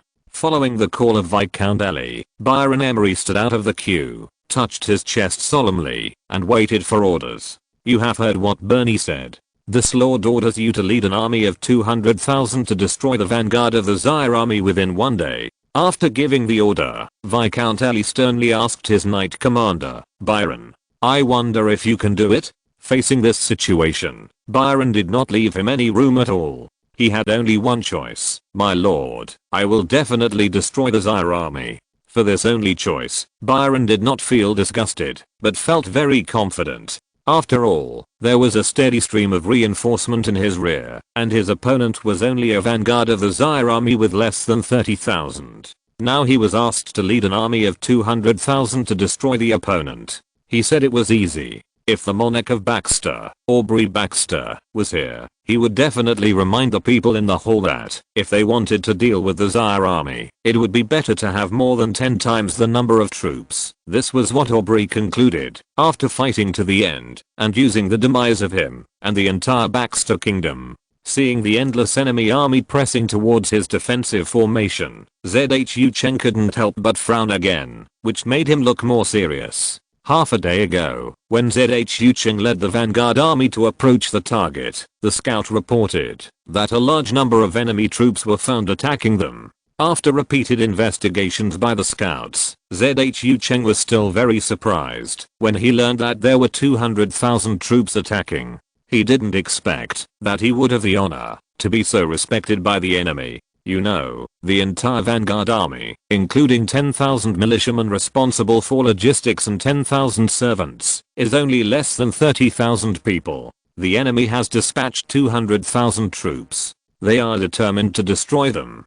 Captain, it seems that the enemy wants to destroy our vanguard army in a short time. After learning the intelligence, the staff officer Taedong seriously expressed his opinion. Well, I guessed that too. Zhu Cheng heard that the staff officer agreed with him, nodded and asked, "Staff officer, what do you think we should do? Should we withdraw and join the central army first? Or should we defend in place and wait for reinforcement?" Taedong did not give his own answer to Zhu Cheng's question, but asked, "Why does the regiment commander ask so many times?" Taedong did not wait for Zhu Cheng to answer after asking back. After smiling slightly at the north, he turned to Zhu Cheng and said, "I think the regiment commander has made a decision in his heart. Let's make arrangements early." "Ha ha ha. You are the one who understands me best." Zhu Cheng laughed at Taedong's words, and the tension in his heart was slightly relieved. Then, Zhu Cheng thought of the upcoming enemy army, put away his already somewhat forced smile, and immediately ordered, "Order the entire army to deploy and defend. In addition, notify the rear command that my unit has been attacked and request support." Following Zhu Cheng's order, the entire vanguard army immediately found a small hill with a commanding position under the leadership of the scout, and began to deploy defenses. The militia first cleaned up the terrain around them, built defense facilities on the commanding heights of the hills, and cleaned up the surface outside the defensive battle formation, removing trees and weeds to avoid blocking the view. The 10,000 vassal soldiers were not idle either. Although they could not do any high-tech jobs, they were still able to do physical work such as cutting down trees, clearing weeds, and moving boulders. The main force of the vanguard army, the soldiers of the 11th Regiment, did nothing but conserve their energy and wait for the arrival of the enemy. When the time came, facing the attack of 200,000 troops, it would take a lot of strength to operate the weapons. The defense facilities were built in an orderly manner, but Taedong found Zhu Cheng at this time. Facing Taedong with an ugly face, Zhu Cheng asked first, "Staff Officer Tae, what's wrong with you? Is the progress of the defense facilities construction too slow? Or has the enemy accelerated their advance?" Replying to the regiment commander, "Neither of them." Taedong's face did not change at all, and it was still very ugly, but he still answered Zhu Cheng's question. The progress of the defense facility's construction is very fast, and the enemy has not accelerated its pace. Then why do you look like this? Zhu Cheng saw that there was no problem with the aspect he was most worried about. After he breathed a sigh of relief, he became more confused and said, "Did you encounter any problems? If so, tell me quickly." Alas. Taedong sighed heavily and said in Zhu Cheng's increasingly stern eyes, "Yes, Commander, we are in big trouble. We don't have enough water." What? Zhu Cheng got the answer, but was shocked. But he thought of his experience in the past 2 days and immediately understood Taedong's difficulties, and then he also sighed heavily. Although the pioneer army crossed the river for less than 2 days, the experience along the way can be said to be very annoying. They either encountered indigenous refugees who wanted to rob military rations, or encountered debris all over the ground. Not only were all the villages and towns along the way burned to ashes, but even the water sources were polluted. The broken borders in all the wells and streams along the way would change color as long as anyone saw them, let alone drinking the water in them. Therefore, all the water for the pioneer army relied on the militia to obtain it from the river in the rear. Fortunately, the distance was not far, and they could insist on transporting it forward, otherwise the entire pioneer would have to dig wells all the way. Therefore, the management of drinking water by the pioneer army was very strict to avoid unnecessary waste. But now it was time to conduct defensive operations. When the enemy surrounded them, the supply line in the rear would be cut off. Food was okay, and there was no problem in holding on for 2 or 3 days, but the only reserve of drinking water was the pot of water on the soldiers, which could not last long. So when Zhu Cheng heard Taedong mention the word water, he knew that their pioneer army was in big trouble. Chapter 387, Stand Still. After the vanguard army of the Xia Kingdom selected the defensive position, Zhu Cheng and Taedong became busy. As a staff officer of a regiment, Taedong had to arrange the tasks first, and then check the preparations of all parties. So when Taedong checked the logistics, he found this major problem. Their vanguard army did not have much drinking water reserves. Fortunately, a batch of drinking water will be delivered from the rear soon, and they can hold on for about a day, but in the case of being surrounded by the army, it is unknown how long it will take to open up the rear supply line. In other words, it is unknown how long it will take for the reinforcement in the rear to cooperate with their vanguard army and defeat the enemy. After all, the rear army is a full day away from their vanguard army. A day, if it is placed in normal times, will pass quickly, but for the upcoming encirclement and counter-encirclement, attack and defense battles, that day can be considered long enough. Especially when the enemy's next move is unknown. No one knows how long the battle will last, so we must always be well prepared for the future and prevent all kinds of accidents. Captain, the latest batch of supplies has arrived. Just when Zhu Cheng and Taedong were having a headache about water, a messenger walked up to them quickly. Okay, got it. Zhu Cheng felt relieved when he learned that the supplies had arrived. He was afraid that the supplies would not arrive until their vanguard was surrounded, and it would be too late by then. By the way, Captain. Taedong seemed to have thought of something, and his eyes lit up and he said, since our army doesn't need to march in a hurry now, it is feasible to let the militia dig a well here. Zhu Cheng's eyes lit up when he heard Taedong's words, and he replied excitedly, yes, we don't need to rush now, there is no water to dig. Taedong, you are really smart. Captain, you are too kind. Taedong said modestly and casually. He was in no mood to pay attention to these things now. Taedong then said with some concern, I just don't know if there is water under this place. Alas, why worry so much? We can only know if there is water after digging. Zhu Cheng did not have so many concerns. After replying to Taedong's words, he directly ordered the messenger beside him, order 100 militiamen, to dig a well at the site selected this time. Yeah, why think so much? Anyway, it's like this now. The situation can't be any worse. We will know if there is water after digging. Taedong saw Zhu Cheng giving orders, and laughed at himself in his heart. Maybe this is the difference between a general and a staff officer. Taedong was thoughtful. Captain, What arrangements should be made for the 10,000 militiamen? Taedong saw Zhu Cheng give the order and raised a new question. 10,000 militiamen? Arrange? Zhu Cheng was confused by Taedong's nonsense and asked, how to arrange? How else can the militiamen be arranged? Captain, the war is about to start. This place has become the front line. These 10,000 militiamen are only responsible for logistics. Taedong was helpless. Only he, a staff officer, would be so exhausted. Oh, so that's what you are talking about. Zhu Cheng reacted after hearing Taedong's words. He thought about it carefully and said, since you are a soldier, you should have the awareness of going to the battlefield. Militiamen are also soldiers. This is what Zhu Cheng meant. If the 10,000 militiamen are withdrawn to the rear, he will have less power to use. For the vanguard army that is about to go to war, 10,000 militiamen are an indispensable force. But even if the militiamen are left at the front line, what can they do? If the militiamen suffer heavy casualties, the responsibility of the commander will not be easy to bear. Taedong was a little anxious. The responsibility here was a bit heavy. In the military system of Xia, although the militia has the word soldier, they are responsible for logistics and assisting the main combat army and do not directly participate in the battle. In addition, the equipment equipped by the militia is not as good as that of the vassal army, only the short sword for self-defense, but the most equipped are various tools. They are personnel who integrate transportation, supply, medical care, engineering, construction, etc. That's why Taedong is so anxious. If the militia is really allowed to participate in the battle directly, Zhu Cheng, the head of the regiment, and his staff officer will be finished, and it is inevitable to go to the military court. You are right, but the militia is still setting up the camp.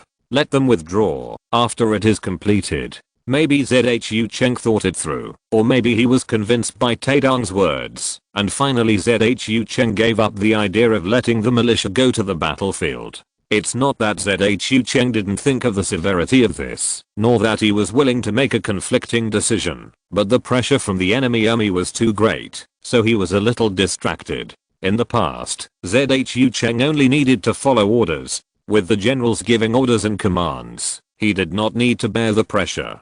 But now, Zhu Cheng is the one who is responsible for the vanguard. He finally clearly experienced what only his superiors could feel before. The vanguard of the Xia kingdom stopped and set up camp, presenting a defensive posture.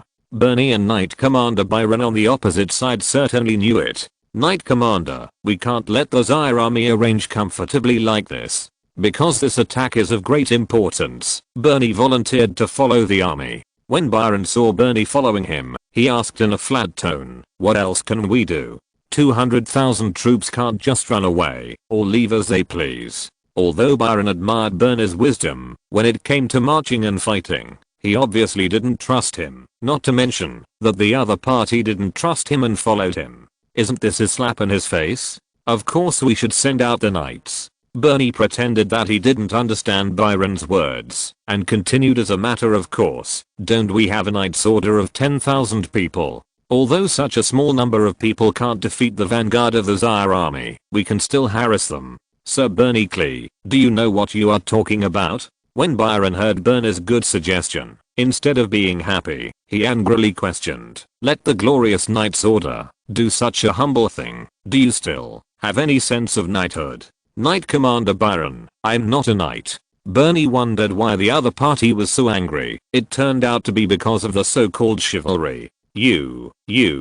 Byron was furious when he heard this. He pointed at Bernie and didn't know what to say. Because the other party was right, he had no place to vent his anger and could only shout at the army, all of you speed up for this night. If you are slow and let the Xia army run away, you will all be in trouble. Bernie was a little helpless when he saw Byron getting angry for this little thing. After all, he and these so-called knights were from two different worlds. Anyway, he didn't understand these people's ideas. But he still had to say what he should say. Knight Commander Byron. Bernie looked at Byron seriously and said solemnly, this is not the time to talk about chivalry. The vanguard of the Xia army is about to be deployed. It's hard to say whether we can defeat them with just this few people. Sir Bernie Clee, isn't the Xia army now stationary? Isn't the purpose of this knight leading the army to stop the Zaire army from advancing? What is the reason for being so anxious now? Seeing Bernie so solemnly and ignoring his anger, Byron calmed down instead. Chapter 388, Siege and War. Hearing Byron's repeated questions, Bernie patiently replied, "Didn't I say it a long time ago? It is to defeat the Zaire army." Seeing that Byron was still puzzled, Bernie explained, "The Zaire army has hundreds of thousands of people this time. We have to eliminate as many as we can now. Once the main force of the Zaire army arrives, they will not stop because of our 200,000 people. Not to mention, Your Excellency the Knight Commander has promised the Lord that he will eliminate the vanguard of the Zaire army within one day." Bernie glanced at Byron and continued, "I believe that Your Excellency the Knight Commander will not let the Lord down, right? You are a good man, Bernie Clee. When did this Knight Commander say that he would not destroy the Zaire army? Otherwise, what do you think this Knight Commander is doing now? Out for a picnic?" Byron didn't dare let the other party put a big hat of disobeying orders on his head.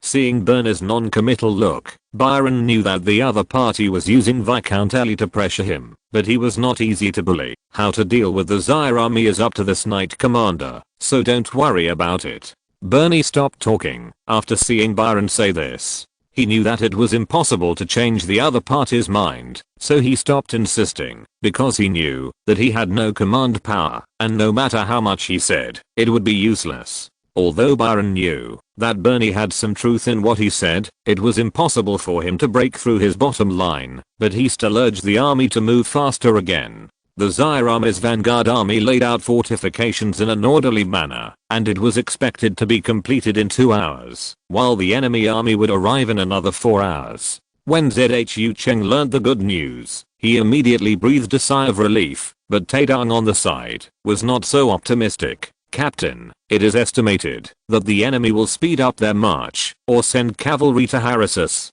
We still have to prepare in advance." Report to the commander. The enemy has accelerated their march and is expected to arrive in 3 hours. At this moment, the scouts of the Zaire Kingdom's vanguard army detected the enemy's latest movements and reported it to Zhu Cheng. After receiving the military report, Zhu Cheng looked at Taedong, who was standing beside him, and said, "Just as the staff officer expected, the enemy has indeed speeded up its actions." After that, he asked the scout, "Have the enemy cavalry made any unusual movements?" The scout replied, "Captain, there have been no unusual movements by the enemy cavalry. The enemy cavalry didn't come to harass us." Taedong was a little puzzled by the scout's answer. He looked at Zhu Cheng and said, "Based on what happened before, there should be a wise man in the enemy army. How could they ignore such a good opportunity?"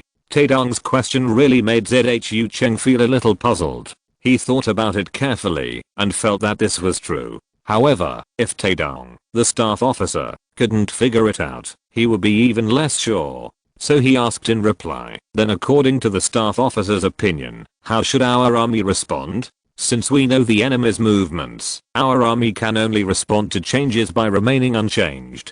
Taedong thought for a long time, but couldn't figure out the reason for the enemy's current situation. He could only suggest doing their own thing and preparing for battle. "Okay, listen to the staff."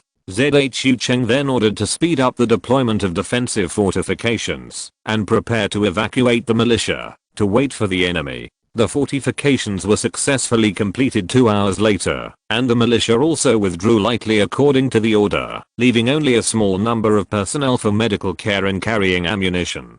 The vassal army also began to rest and reorganize, and the 11th Regiment, which had already rested, had already opened the gun covers of the artillery, polished the muskets, and was ready for battle. The only regret is that until the end, there were not many wells with water dug. Only 3 wells with trickling water were dug at the foot of the hill near the small hill, but for the nearly 20,000 vanguard troops now, it can only be said that it is better than nothing. An hour later, the enemy arrived in front of the Zaire Kingdom's vanguard on time, and relied on their large numbers to carry out a full-scale siege on the small hill where the vanguard was located. "Brothers, now the enemy has completely surrounded us. We have no other way to go. We can only fight hard, defend ourselves, wait for reinforcement, destroy the enemy, and win. Before the battle, Zhu Cheng mobilized the vanguard army. Victory belongs to us. Long live Zaire. Whether it is the officers and soldiers of the 11th Regiment who have enough knowledge, or the vassal army who have little culture, this battle is basically their first show, and it is time to boost morale. Win. Long live Zaire. The soldiers shouted loudly with Zhu Cheng's mobilization, cheering themselves and their comrades around them. They firmly believe that the final victory will definitely belong to them. However, Zhu Cheng, Taedong and everyone else know that as long as there is a war and fighting, casualties are inevitable. On the side of the joint army, Byron ordered the entire army to surround the vanguard of the Zaire army, and Bernie saw that its defense was rigorous and the facilities were complete, and knew that it would be difficult to win this battle. Sir Knight Commander, the defense of the Zaire army is absolutely watertight. Bernie said to Byron, who had just given the order, while pointing to the defense position of the Zaire vanguard army. Look, trenches, fences, Chevauch's defries, they have everything. In less than a day, the Zaire army has built this place into a simple fortress. Alas. Although Bernie did not say the rest, Byron knew that he was blaming him for not saying anything to the other party, blaming him for not sending out the knights to harass in advance, so that the Zaire army had so much preparation. No need to say more. Knight Commander Byron raised his hand and waved to show that nothing was wrong, and then Byron pointed to his own army that was surrounding him and said, "This Knight Commander has such an army, why would he need to play tricks? You just need to watch how this knight uses the army to destroy the Zaire army." Knight Commander Byron meant to shut Bernie up. After he finished speaking, regardless of Bernie's reaction, he saw that the army had completed the encirclement, and without saying anything, he immediately ordered, "All troops, listen to the order, attack. Destroy them." There was no pre-war mobilization, and no specific tactics were arranged. The idea of Knight Commander Byron was to use the absolute advantage in numbers to overwhelm the vanguard of the Zaire army in one wave. In the eyes of Knight Commander Byron, he had such a great advantage that he didn't need any tactics at all, and he just needed to charge. He believed that, even if the Zaire army had very powerful weapons, it would not last for a few hours with such a small number of people. Kill. Charge.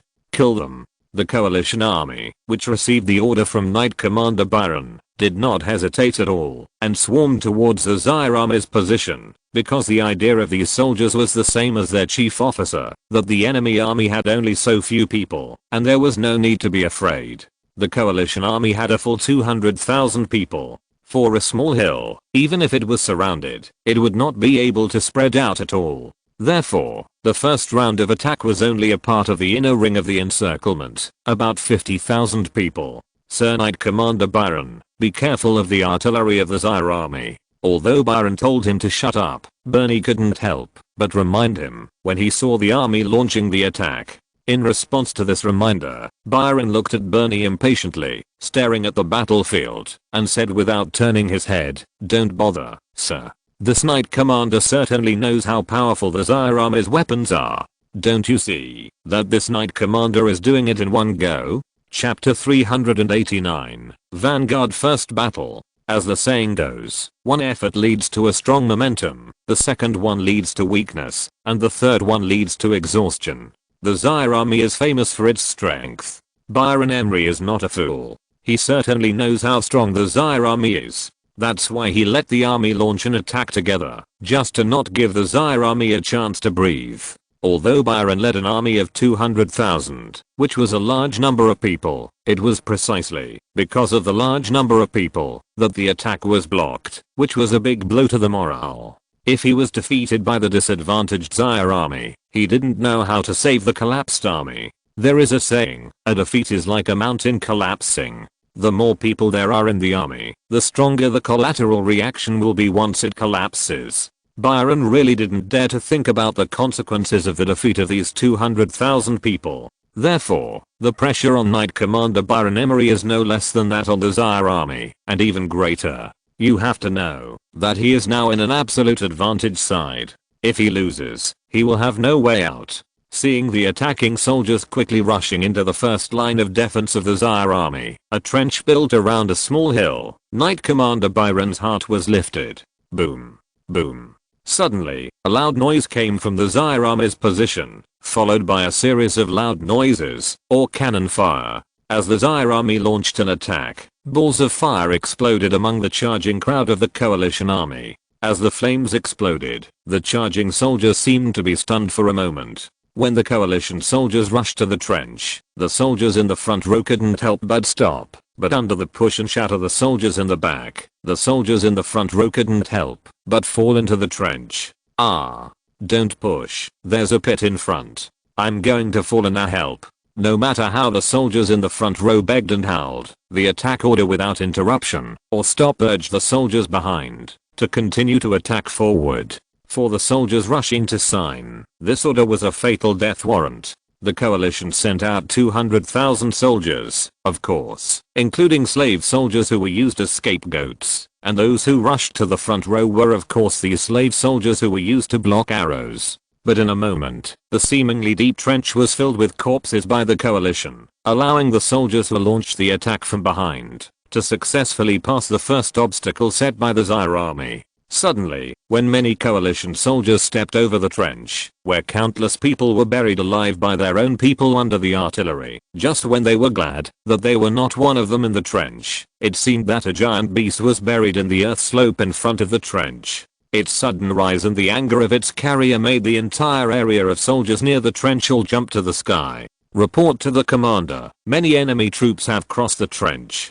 This was the timely battle report from the messenger to ZHU Cheng. In fact, there was no need for the messenger's report. ZHU Cheng saw with his own eyes that the enemy filled the trench with the bodies of his own people. ZHU Cheng didn't know whether to evaluate such behavior as bravery or recklessness. Anyway, in Zaire, such a thing would not happen to Zaire soldiers. Then, watching the enemy climb over the earthen slope at the edge of the trench used to block the enemy's advance with their hands and feet, and rushing to a new step, ZHU Cheng gave the order to detonate after Taidan reminded him that it's time.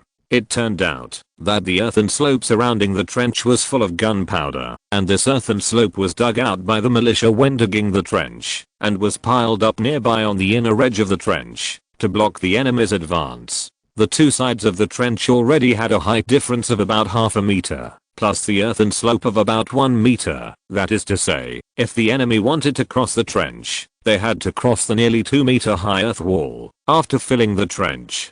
Such obstacles certainly could not stop the enemy's attack, but they could still slow down the enemy's attack speed, thereby reducing the intensity of the attack. However, simply delaying the enemy's attack would not lead to victory. Only by destroying and repelling the enemy could victory be achieved, so the gunpowder inside the mound was the real killer.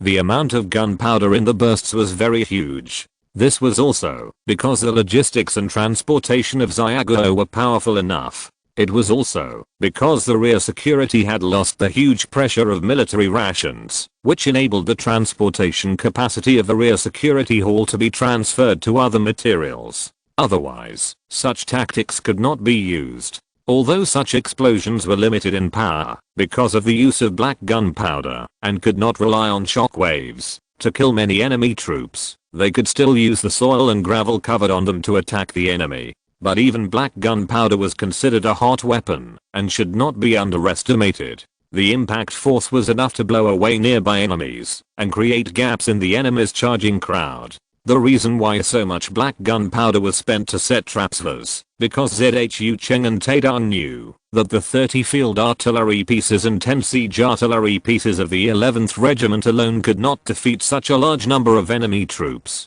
Not to mention that the enemy's rush forward without caring about anything hit the soft spot of the vanguard army. What ZHU Cheng and the others feared most was the enemy's uninterrupted attack without stopping, which would exhaust their army and lead to defeat. This was unacceptable to them. Therefore, the vanguard army must have a way to deal with the enemy's uninterrupted attack, and this ring of gunpowder mounds was set up to use its power and momentum to cause heavy losses to the enemy and shock the enemy's morale. As long as the enemy was uncertain about the momentum of the mound explosion, the heavy casualties before would reawaken the enemy's fear and make it retreat. This can be regarded as achieving the goal, and it is not in vain to use such a huge amount of black gunpowder. Sure enough, with the sudden explosion of a ring of mounds, in addition to the heavy casualties of the direct victims, the enemy troops who were charging behind suddenly slowed down, and even some enemy soldiers were still hesitating and dared not move forward.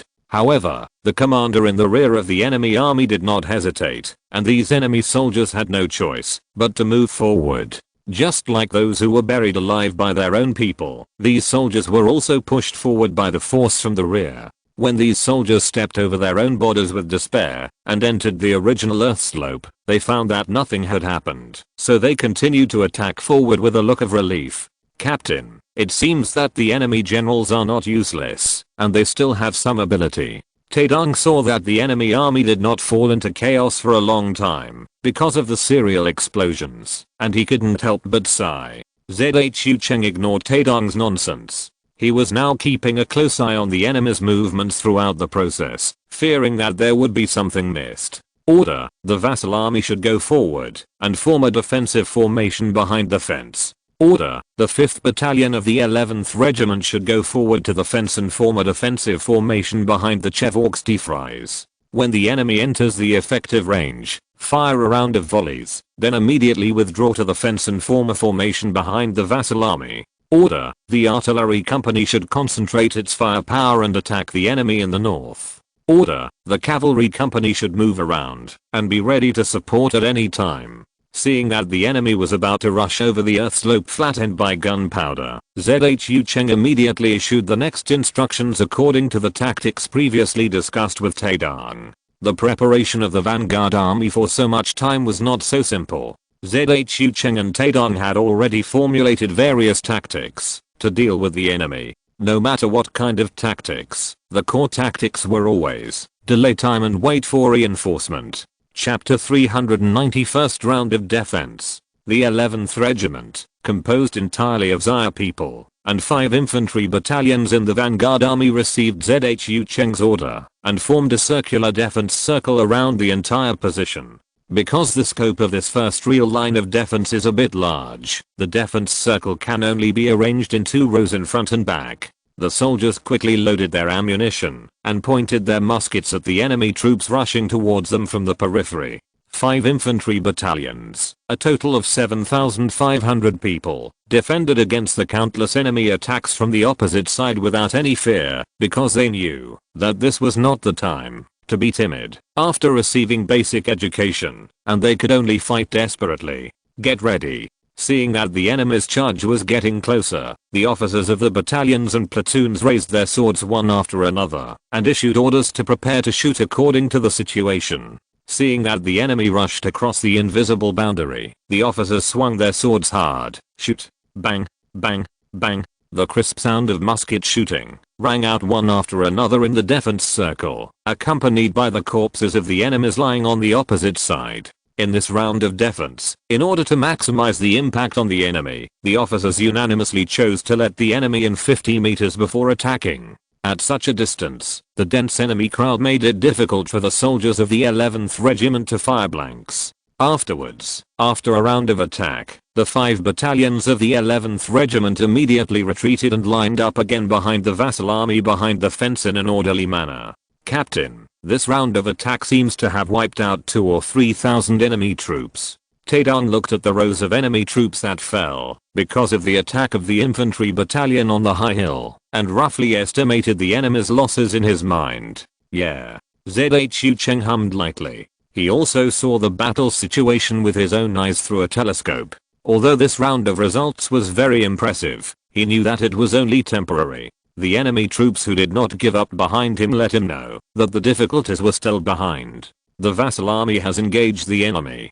Taedong's words were just a routine report. He knew that Zhu Cheng was watching, but he still had to fulfill his responsibilities as a staff officer. The vassal army, which was preparing to engage the enemy in close combat, had already set up a spear formation behind the fence. As soon as Taedong finished speaking, the enemy army immediately rushed up, and a visible red light flashed from the intersection of the 2 armies.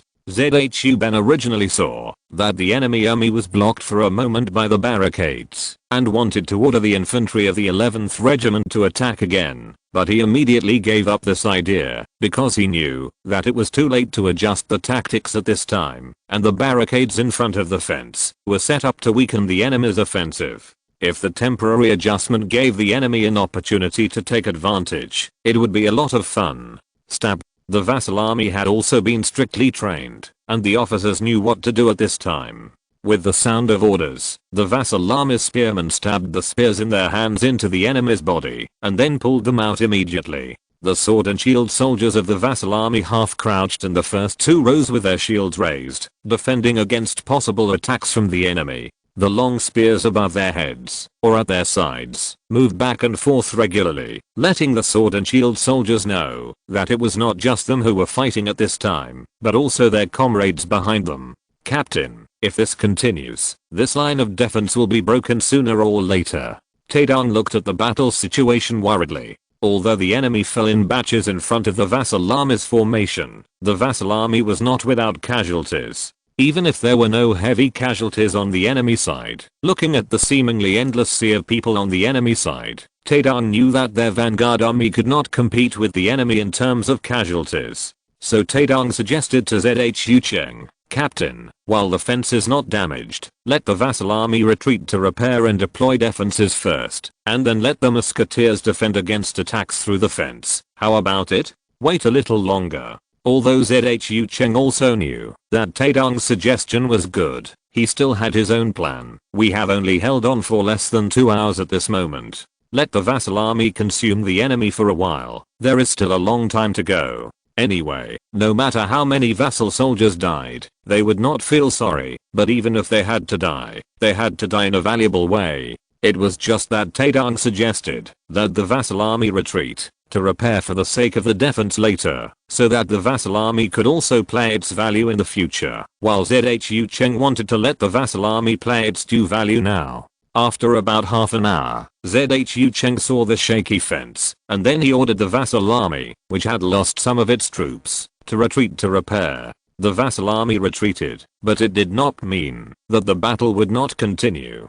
Of course, the soldiers of the 11th Regiment took over the line of defense, and the next period of battle would depend on their performance. The enemy was blocked by the log fence. Even if it was shaky, it would not be overturned immediately. Moreover, the corpses left by the battle between the enemy and us just now piled under the fence, which also strengthened the foundation of the fence. This allowed the vassal army to retreat calmly, and the soldiers of the 11th Regiment to arrange their battle array calmly. Facing the enemy who was destroying the fence, the officers and soldiers of the 11th Regiment were not polite. The crowded enemy allowed the musketeers to fire the bullets in their muskets at them. Raise your guns. Aim.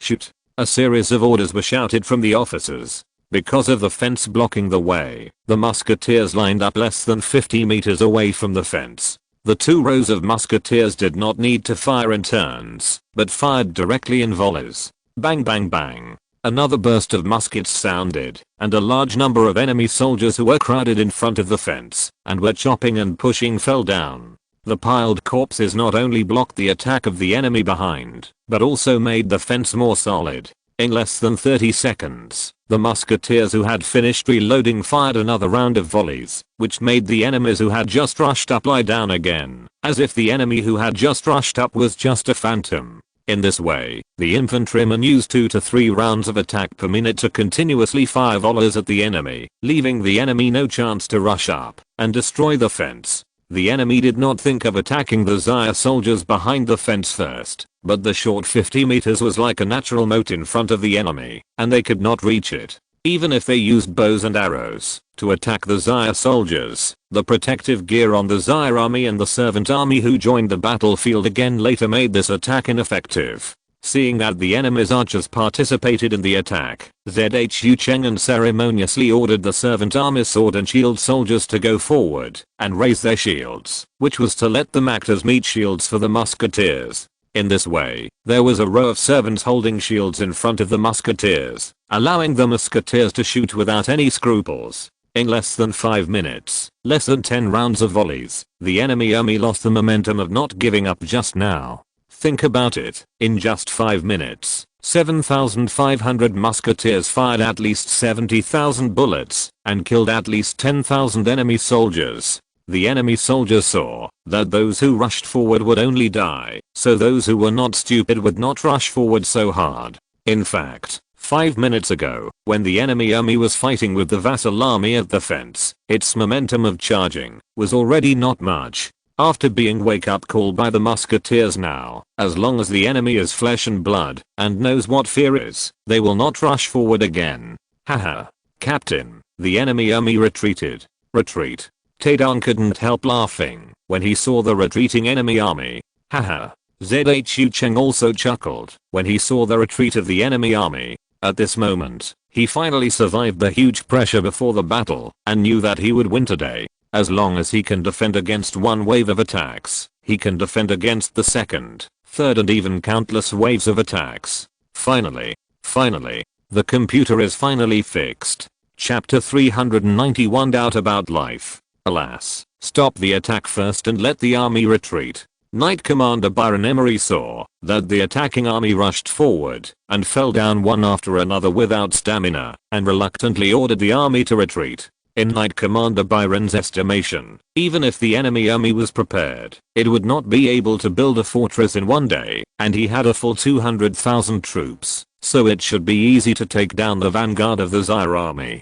But who knew that the Zaire army's defense was one ring after another, weakening the strength of the army's attack layer by layer, and finally they could only return helplessly without success. Looking at the situation on the battlefield, the attack just now was just a breakthrough of the first line of defense of the Zaire army, and it returned after encountering the Zaire army. It seems that the Zaire army has several more lines of defense. Byron is now completely unsure about destroying the Zaire army in front of him within a day. Not to mention destroying the Zaire army in front of him. Byron doesn't even know whether he can defeat the Zaire army in front of him, which is less than 20,000. But just as Byron was comforting himself that the Zaire army in front of him had been completely surrounded by him, he learned of a worse situation. A knight officer in charge of casualty statistics came to report to Byron, "My lord knight, in the attack just now, our army has lost about 30,000 people." What? More than 30,000 people were killed?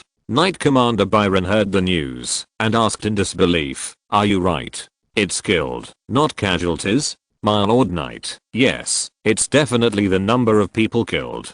There are not many wounded soldiers coming back," the knight officer answered, pointed in the direction of the battlefield, and continued, "My lord knight, please look, there are still many of our wounded soldiers lying there groaning, and they can't come back at all." Byron looked in the direction, and indeed he could see some figures on the hillside still rolling and rolling. Although he couldn't hear the groaning of the wounded soldiers from a distance, Byron could fully imagine what kind of situation these wounded soldiers were facing.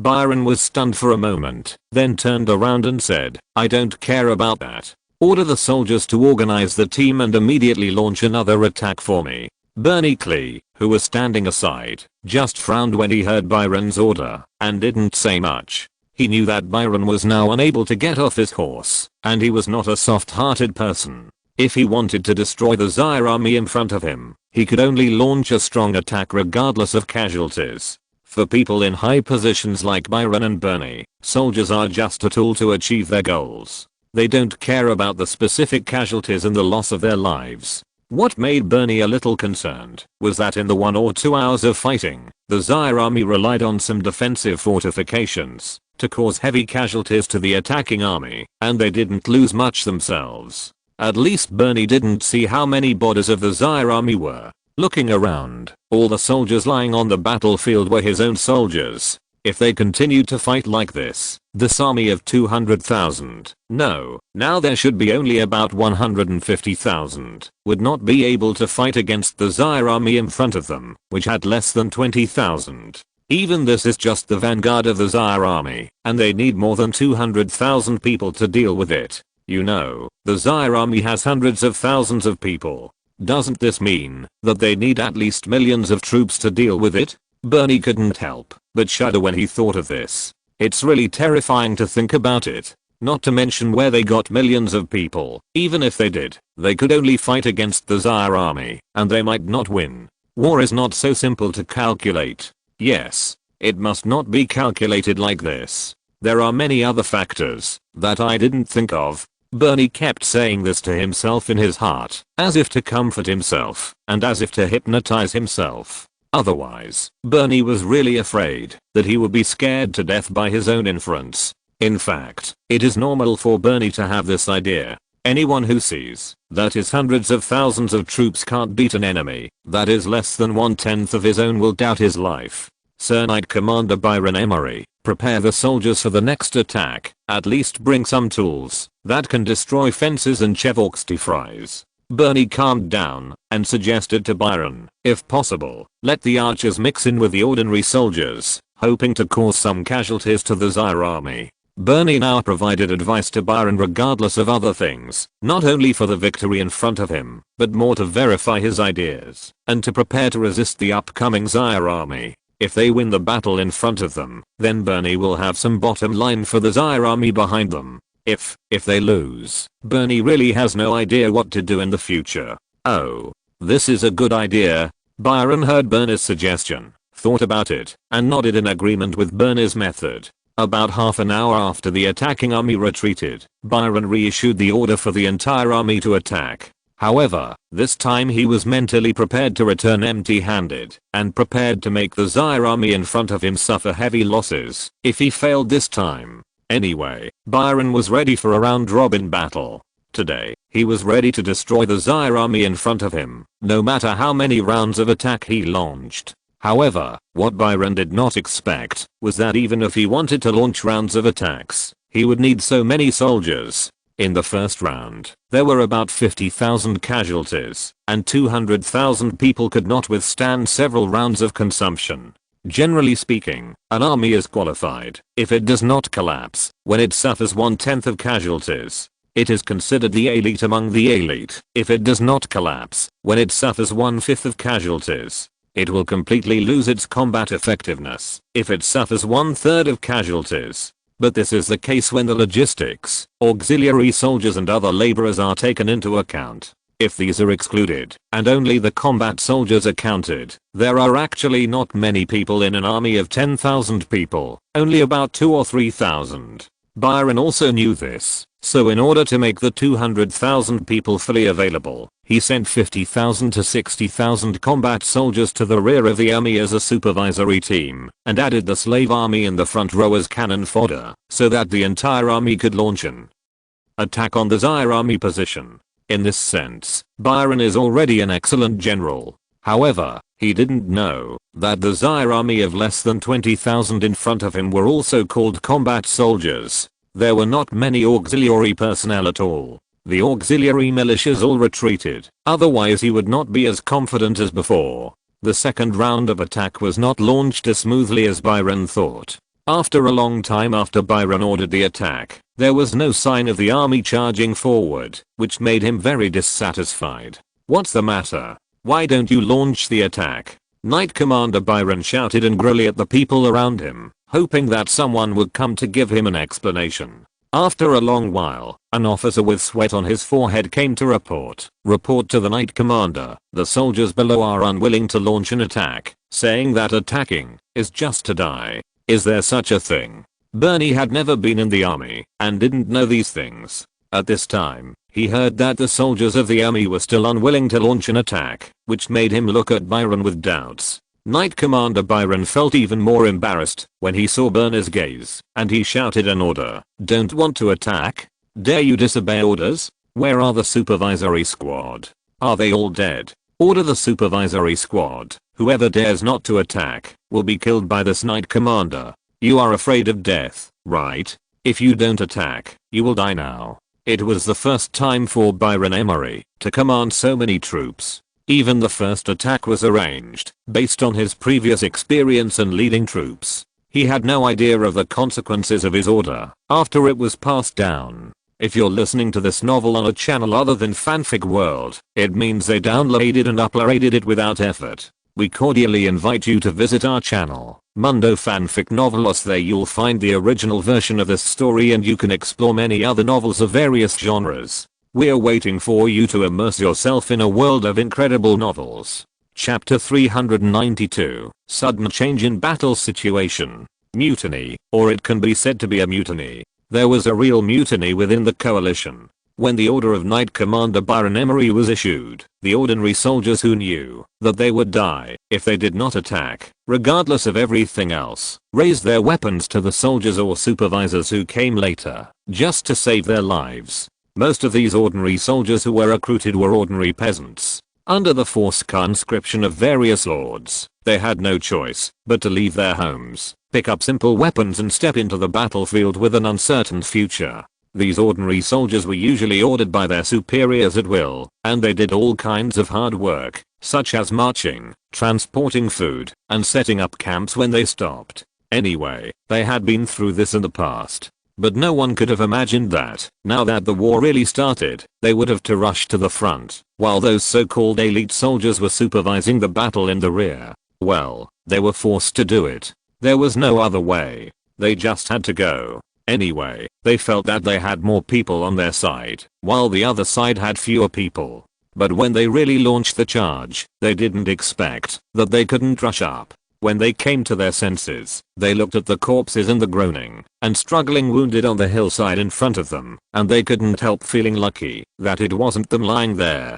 They thought that after this attack, the knights wouldn't let them attack again, but what was waiting for them was still an inhumane attack order. Isn't this asking them to die again? How could this be possible? The knights and elite soldiers behind them didn't go up and ask them, ordinary soldiers who were farmers half a month ago, to attack the enemy's fortress. How could they accept this? But the knights' orders had been issued. If they didn't attack, they would be cruelly punished, and their families might be in trouble. Now they were faced with a dead end. Going forward would mean death, and not going forward would also mean death. As the saying goes, even rabbits bite when they are cornered. For these ordinary soldiers, the most urgent thing is the matter of their own life and death. As for the possible harm to their families, it should no longer be within their consideration. So when these ordinary soldiers arranged in the front line of the attack learned about their fate, the only way left for them was to mutiny, because only in this way could they have a little hope of survival. Of course, there must be the credit of the intelligence personnel of Zyaglo. Otherwise, how could these mudlegs make such a decision? How could they have such courage? There are a large number of locals among the intelligence personnel of Zyaglo. The large-scale conscription of the coalition forces makes it too easy to get in. So when Knight Commander Byron Emery issued the order to supervise the battle, about 10,000 to 20,000 people in the front of the coalition launched an attack on the coalition forces in the rear under the instigation of the intelligence personnel of Zyaglo. Moreover, while turning against each other, they also loudly encouraged more soldiers to join the mutiny camp under the advice of the intelligence personnel of Zyaglo, so that the soldiers of the mutiny party expanded to 50,000 to 60,000 people in less than a moment like a snowball. Regardless of whether they were coerced or participated voluntarily, the number of soldiers on the mutiny side increased rapidly, which made Knight Commander Byron Emery suddenly at a loss. Sir Knight Commander Byron Emery, what should we do now? This was the first time that Bernie knew that there would be mutinies in the army, and he couldn't help but panic. Not to mention Bernie, even Byron had experienced a mutiny for the first time. In the past, even if he asked those ordinary soldiers to die, no one dared to resist, and they could only die obediently under the coercion of the supervisory team. Unexpectedly, when he met Zyaglo now, he encountered everything. After Bernie's panicked questioning, Knight Commander Byron finally calmed down for a while. After reacting, he was furious and said, "How dare you rebel? How dare you? Order the supervisory army to attack these traitors immediately. Attack immediately. Leave no one alive for this Knight Commander." In fact, without the order of Knight Commander Byron, the more than 50,000 and nearly 60,000 soldiers in the rear had already clashed with these ordinary soldiers, or had already fought with them. Although the soldiers in the rear were not mentally prepared for the defection of the ordinary soldiers in front and panicked for a while, the soldiers were professional soldiers after all. They soon blocked the ordinary soldiers who wanted to rush out and escape with the help of the knights. Just like the previous coalition attack on the Zaire army camp, ordinary soldiers did not have much power to fight back against professional soldiers. If there was no external influence, it would be a matter of time before the mutinous soldiers were suppressed. But there are not so many ites in the world. The vanguard of Zaire would not miss this good opportunity and naturally participated in it. When the coalition began to be in chaos, it was detected by the vanguard, but Zhu Cheng and Taedong chose to wait and see to prevent this from being a strategy of the enemy, because they did not have extra strength to take risks. However, as the coalition became more and more intense, coupled with the confirmation of intelligence, Zhu Cheng finally ordered the whole army to attack. The vanguard gave up the hard-built defensive position and chose to take the initiative to attack. It can only be said that the changing situation of the battle is common. However, there is a problem with the attack of the vanguard army, that is, the enemy army is all on the other side of the battlefield, and the ordinary soldiers facing the defensive position are all mutinous. The current battlefield is like 3 concentric circles. The outermost circle is the soldiers of the coalition forces who are suppressing the mutinous party in the second ring, and the center is the vanguard army of Zaire. Therefore, if the vanguard army wants to attack the elite coalition forces on the outermost edge, it must let the ordinary soldiers who are unknown to the enemy and thus make way for a passage. But for the two parties who have not discussed it, this is a big problem. Fortunately, there are intelligence personnel of Zaire among the ordinary soldiers who have mutinied. What's more fortunate is that, because of the active actions of the intelligence personnel of Zaire have gained a decisive voice among the ordinary soldiers, which makes it possible for the vanguard army to cooperate with the mutinous party. In fact, it is more inevitable than to say that it is fortunate, because the instigation of the intelligence personnel will lead to mutiny, and it is inevitable that all the intelligence personnel of Zaire have gained the right to speak among the ordinary soldiers who have mutinied. Before the vanguard army launched a counterattack, Taedong stopped Zhu Cheng, who was about to give an order, and suggested, "Captain, I suggest that our army launch an attack on the enemy in the north." Why? Zhu Cheng actually wanted the vanguard army to concentrate on launching an attack in the south out of caution. As for why not divide the troops into multiple routes to counterattack? Of course, there is no such tactic. Even if there is a good opportunity in front of the vanguard army now, the vanguard army is the one with a weak number after all, and it still needs to be vigilant against the ordinary soldiers who have mutinied. In response to Zhu Cheng's question, because time was tight and the opportunity was fleeting, Taedong replied urgently, "We can intercept the enemy fleeing northward. I believe that the reinforcements sent by General Li are already on the way. Wouldn't it be better to attack the enemy from both sides at that time?" Zhu Cheng thought about it and thought that this was the truth, so he nodded and agreed with Taedong's suggestion, and then ordered, "Order, vanguard army, attack northward." Chapter 393. At this moment, 2 hours ago, when Li Jing learned that the vanguard had been besieged by the enemy army, he had a brief discussion with Lurk and immediately ordered 3 cavalry regiments to set out first to support the vanguard. The 3 cavalry regiments, totaling 23,400 people, are already the largest mobile force that the main army can send out at the first time. Although the main army has more than 400,000 to 500,000 people, there are only a little over 200,000 combatants, and that's even counting the 100,000 vassal troops. However, if the main army can join the battle at the first time, the force is still limited. After all, the army is still made up of people, all flesh and blood. Therefore, when Li Jing learned that the vanguard was trapped, he immediately sent out all the mobile forces that could be dispatched at the first time, and then deployed them according to the situation. Since the vanguard encountered the enemy, it means that they have arrived at the battlefield, and it is time to mobilize before the war. General Huo has already set out with 3 cavalry regiments. After Lurk reported to Li Jing that the support forces had already set out, he thought of the scene where Huo Kubeng rushed over and bravely said that he would lead troops to support, and he couldn't help but smile knowingly, and then said, "This Huo Kubeng really can't sit still. If he can sit still, he wouldn't be called Huo Kubeng." Li Jing responded to Lurk casually, and then turned to talk about the current situation. Huo Kubeng is expected to meet with the vanguard army this evening, which is not a good time. Yes, once it gets dark, it will be not conducive to cavalry combat. Lurk put away the smile on his face after hearing this, shook the feather fan in his hand, sighed and then said, "Hey, I don't know if Zhu Cheng and others can hold on until then." Li Jing looked up at Lurk, lowered his head again to look at the map on the table, and replied, "Don't worry about this. After all, Zhu Cheng is a man who has been on the battlefield for a long time, and he still has this ability." Report.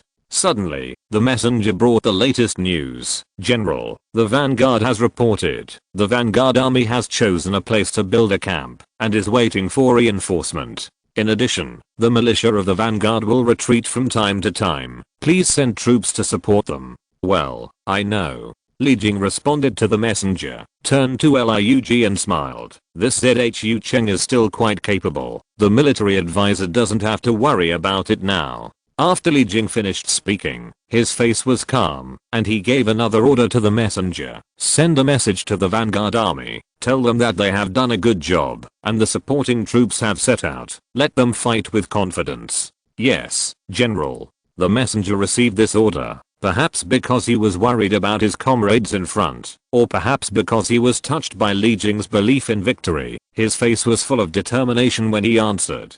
"General Li, the enemy encountered by the Vanguard is as many as 200,000. According to intelligence, the enemy will have nearly 1 million troops behind. This can be considered a tough battle." Lurk saw that the Vanguard's worries had been resolved, so he discussed the future war with Li Jing.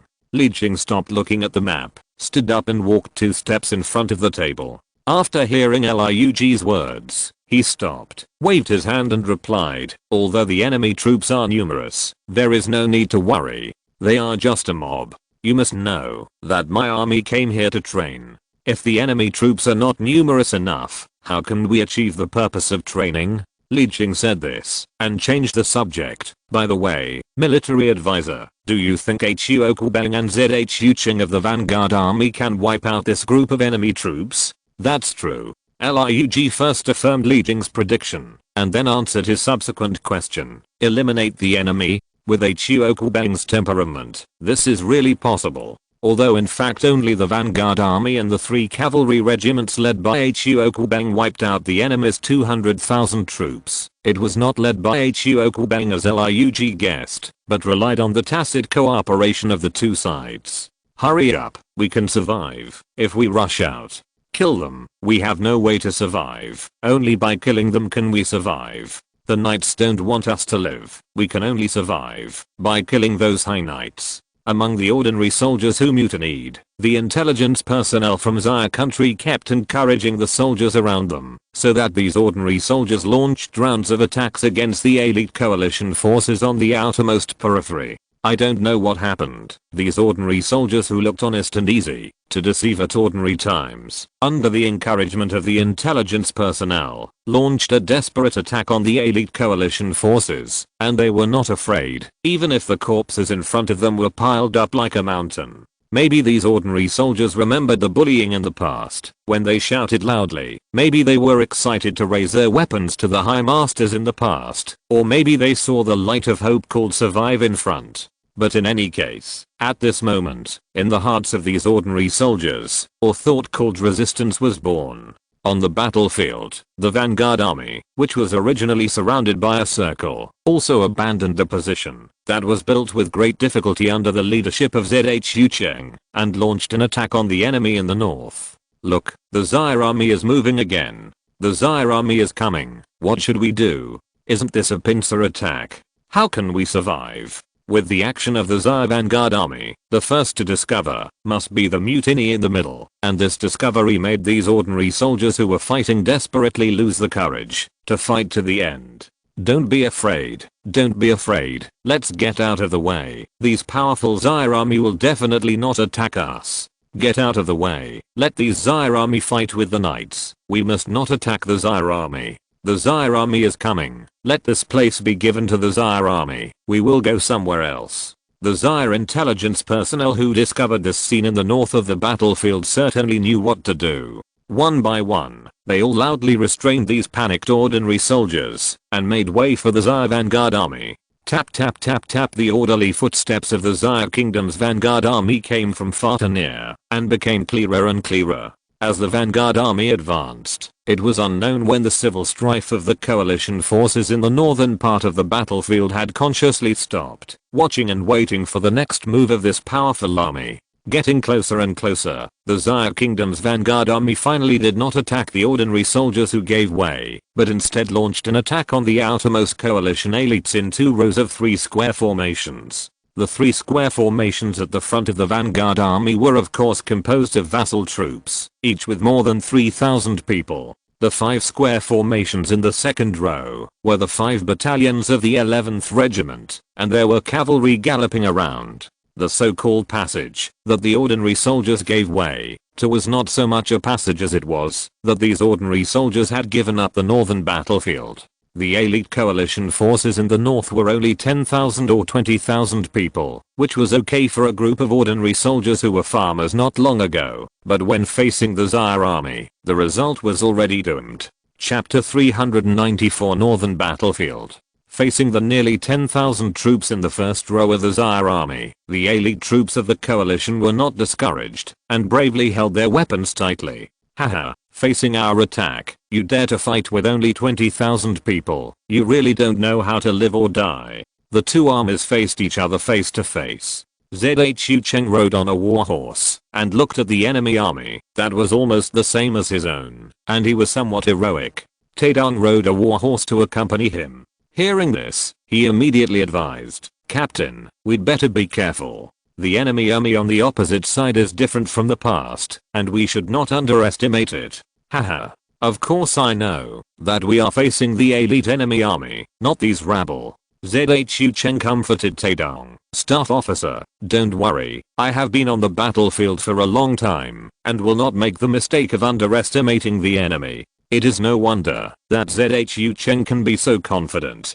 After all, the enemies that the Xia army has faced in the past have always been more than their own, at least several times more than themselves. Even under such circumstances, the Xia army has never been defeated once, so if the number of people is equal, it would be unreasonable for the vanguard army to lose. Although the enemy's elite troops were already stepping up support from the other 2 sides, and were even willing to open the encirclement to allow the ordinary soldiers who had mutinied to break through. Although half of the nearly 20,000 troops of the vanguard army were vassal troops, in Zhu Cheng's heart, the upcoming battle was already a sure win. When the 2 armies faced each other, the Xia vanguard army also paused its pace of advancement and began to organize its formation, and after a little adjustment, it was about to launch an attack, and the elite of the coalition forces also took this time to take a breath, adjust their bodies that had been fighting just now, and prepare to accumulate physical strength to deal with the foreseeable fierce attack next. On the battlefield, at this time, it seemed that time had slowed down. There was a brief silence within the radius, with only the sound of battle flags, smoke, and the sound of fighting to the death in the distance. But this silence did not last long. It seemed to indicate that this moment of pause was just like the impermanence of the world and the fragility of life, which was fleeting. But in a moment, Zhu Cheng received the report that the army had been assembled. Without saying a word, he drew out his sword and raised it above his head, ready to go. The people around him were also in full battle formation, looking at the sword reflecting the cold light under the sun, looking forward to the moment when it was swung down. I don't know if it was a minute or a second, or in the eyes of some people, it was a century, but no matter what, the sword that everyone was looking forward to was swung down by its owner, all the way to the front. Attack. After a loud shout, with the messenger passing on one after another, the 3 army formations in front of the vanguard army moved in the next moment, launching an attack on the enemy formation. Raise the gun, raise the shield, attack. These were the orders from the 3 army formations of the vassal army.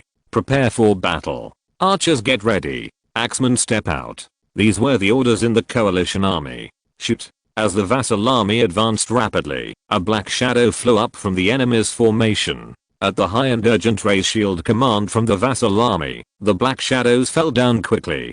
Ah! Sporadic screams also rang out from the attacking formation, but this could not stop the vassal army's offensive. The short distance between the two armies seemed to be shortened in an instant until the weapons met. The elite of the coalition army was worthy of the word elite. Facing the formation of the vassal army of the Zaire Kingdom's vanguard army, they were not afraid at all. Even if they were knocked to the ground by a spear, someone would immediately fill the gap. On the contrary, the vassal army suffered heavy losses after the initial battle. The vassal army's spears and swords were somewhat stretched to the limit when facing the enemy's axemen. The spears were easily broken by the axe, and even the shieldmen could not withstand the fierce force of the axe. It was not because the shield was split. The quality of Zaire's shield was not that bad, but the soldiers behind could not withstand the impact of the battle axe, and were easily repelled, thus affecting the formation. Compared with the enemy's elite, the vassal army was better in discipline and formation, but its equipment was worse. It had neither heavy weapons, long-range weapons, nor armor to protect itself, only spears, shields, and swords. Therefore, when facing the enemy's unflinching elite, the two sides fought for patience and numbers. It depended on which side could not hold on to the casualties first, and who could not bear the fear in his heart, and took a step back first. Then this step would be the beginning of defeat. On the battlefield, on the front line of the battle, the sound of weapons clashing, screaming, and falling to the ground, and the sound of swords and axes chopping, were endless, just like a long meat grinder. After less than half an hour of fighting, the vassal army of Zaire was the first to bear it. When more than half of the casualties were suffered, it was really unable to withstand the enemy's attack and turned back. Barbarians are barbarians. Zhu Cheng saw that the vassal army had been defeated, and he couldn't help but secretly despise them. Although he knew that the performance of the vassal army was excellent, it was still defeated. Now it's our turn. Taedong suggested at the right time. Take advantage of the fusion of the two armies and let the soldiers march to a close enough distance to avoid the attack of the enemy archers. In fact, without Taedong's explanation, Zhu Cheng also knew what to do. 11th Regiment, attack. The well-trained vassal army knew that they could not attack their own army formation, even if they were defeated, because that would be completely seeking death. They knew how powerful the main army of Zaire was. When the elite of the coalition saw the vassal army retreat, they chased them for 2 steps at first, but when they saw that the vassal army was defeated but not collapsed, they immediately stopped, began to reorganize and prepare for battle, because they knew that the Zaire army had not really collapsed. Moreover, the coalition forces were already a little tired after the half-hour battle with the vassal army. If they launched a pursuit at this time, they would be seeking death. In fact, if the elite coalition forces had not received continuous support and the excitement of we can actually fight against the legendary powerful Zaire army, the more than 5,000 casualties would have been on the verge of retreat. The coalition forces had not yet gotten over the excitement of defeating the Zaire army when they saw a strange army coming out of the defeated Zaire army, an army with strange weapons. Before the commander of the coalition forces issued orders such as shoot and defend, the infantry of the 11th Regiment of the vanguard army lined up in rows of shooting lines and raised the strange weapons in their hands towards them. Shoot, bang, the unique crisp sound of the muskets, accompanied by bursts of white smoke, sounded. The 5 infantry battalions of the 11th Regiment formed the second part of the vanguard army's offensive formation. Each battalion had 1,500 people, lined up in 3 rows, with 500 people in each row, forming a linear formation. This was an each volley, carried out within 50 meters of the enemy's formation. The damage caused to the enemy was known from the corpses lying on the ground on the opposite side. The results of the battle were considerable. The elite of the coalition army knew from the attack of the 11th Regiment that the strange weapon should be a long-range attack weapon similar to a bow and arrow, so they wanted to launch an attack to quickly close the distance between the two armies, that is, a counterattack. But what awaited these enemy troops was a cannon that was pushed forward and fired a large number of steel balls at them without hesitation. The power of close-range shotgun shooting can be imagined. The enemy army was blasted into a large area of blank space. Then the 11th Regiment of Musketeers quickly completed the reloading, which took a total of 23 seconds. At this time, the soldiers of the 11th Regiment could already see that some of the remaining enemy troops had retreated in fear. Chapter 395, Reversal of the Battle. After the artillery bombardment, the infantry of the 11th Regiment easily eliminated the remaining enemies. Forward. The officers of the 5 infantry battalions each issued an order to continue to advance. By now, there were no enemies in close range, and only a small number of enemies in the distance were looking at the bloody area between the two sides in fear. Seeing that the Zaire army was advancing again, the unstoppable formation was advancing steadily and was invincible. Without saying a word, the remaining enemy troops dropped their weapons and armor and turned around to flee. We won. Taedong breathed a sigh of relief when he saw this. After Zhu Cheng issued the order to stop the pursuit, he smiled and nodded and replied, "Yes, we won, Captain." Taedong's eyes finally shifted away from the battlefield and asked Zhu Cheng, "What should we do next?" Taedong asked what Zhu Cheng and his vanguard should do next, not the battlefield in front of them, because the situation on the battlefield in front of them had been determined, and they should consider the next plan. What's next? Zhu Cheng also came to his senses and repeated the question in a low voice, thinking on his horse on the battlefield. The reinforcement should be arriving soon, and the enemy has been defeated. What's left is how to end it perfectly. As for what happens next, Zhu Cheng thought about this, said to Taedong, "Let's talk about it later," and immediately gave a loud order, "Send out scouts to get information about the reinforcement. Also pay attention to the enemy's movements." Zhu Cheng decided to completely solve the problem at hand before talking about other things. Moreover, their vanguard army had only defeated the enemy in one direction and broke through the encirclement, but the huge number of the enemy was still there, and it was impossible to ignore it.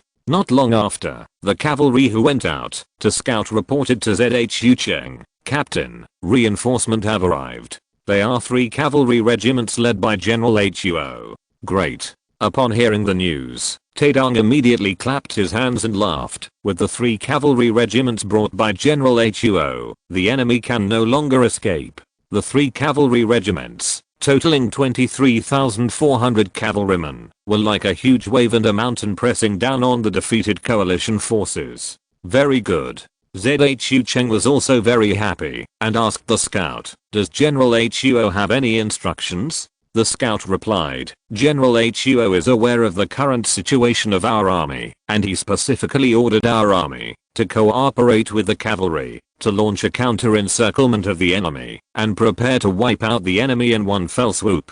General Huo is worthy of being General Huo." Upon hearing this, Taedong couldn't help but admire and said, "I just thought about attacking the enemy with the reinforcement, but I didn't expect General Huo to directly wipe out the enemy. I really admire him." As for whether Taedong would question whether Huo Kubang had this ability, that would certainly not happen. After all, Huo Kubang's name was famous throughout the Zaire kingdom. Even Yang Song had publicly praised Huo Kubang as a flying general, showing that Huo Kubang was brave, decisive, and fast in combat, as well as flexible in using troops. Well, good. Zhu Cheng agreed without saying anything. "Go tell General Huo that our vanguard army is willing to cooperate with General Huo to wipe out the enemy in one fell swoop." After the scouts flew away, Zhu Cheng ordered the vanguard army, order the vassal army to assemble, order the 11th Regiment to set up defenses on the spot, and be careful of the enemy escaping to the north.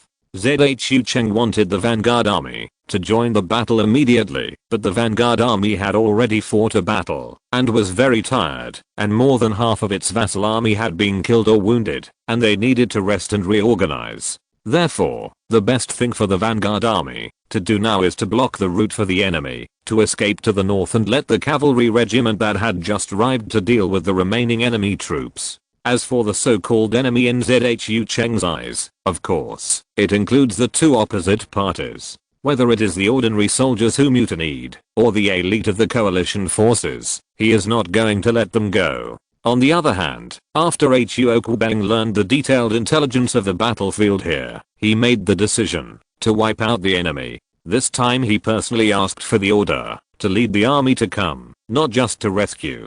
After Huo Kubang received the reply letter from the vanguard army that they were willing to cooperate, he immediately ordered, "Order, the 2nd Cavalry Regiment will attack from the east, and the 3rd Cavalry Regiment will attack from the west."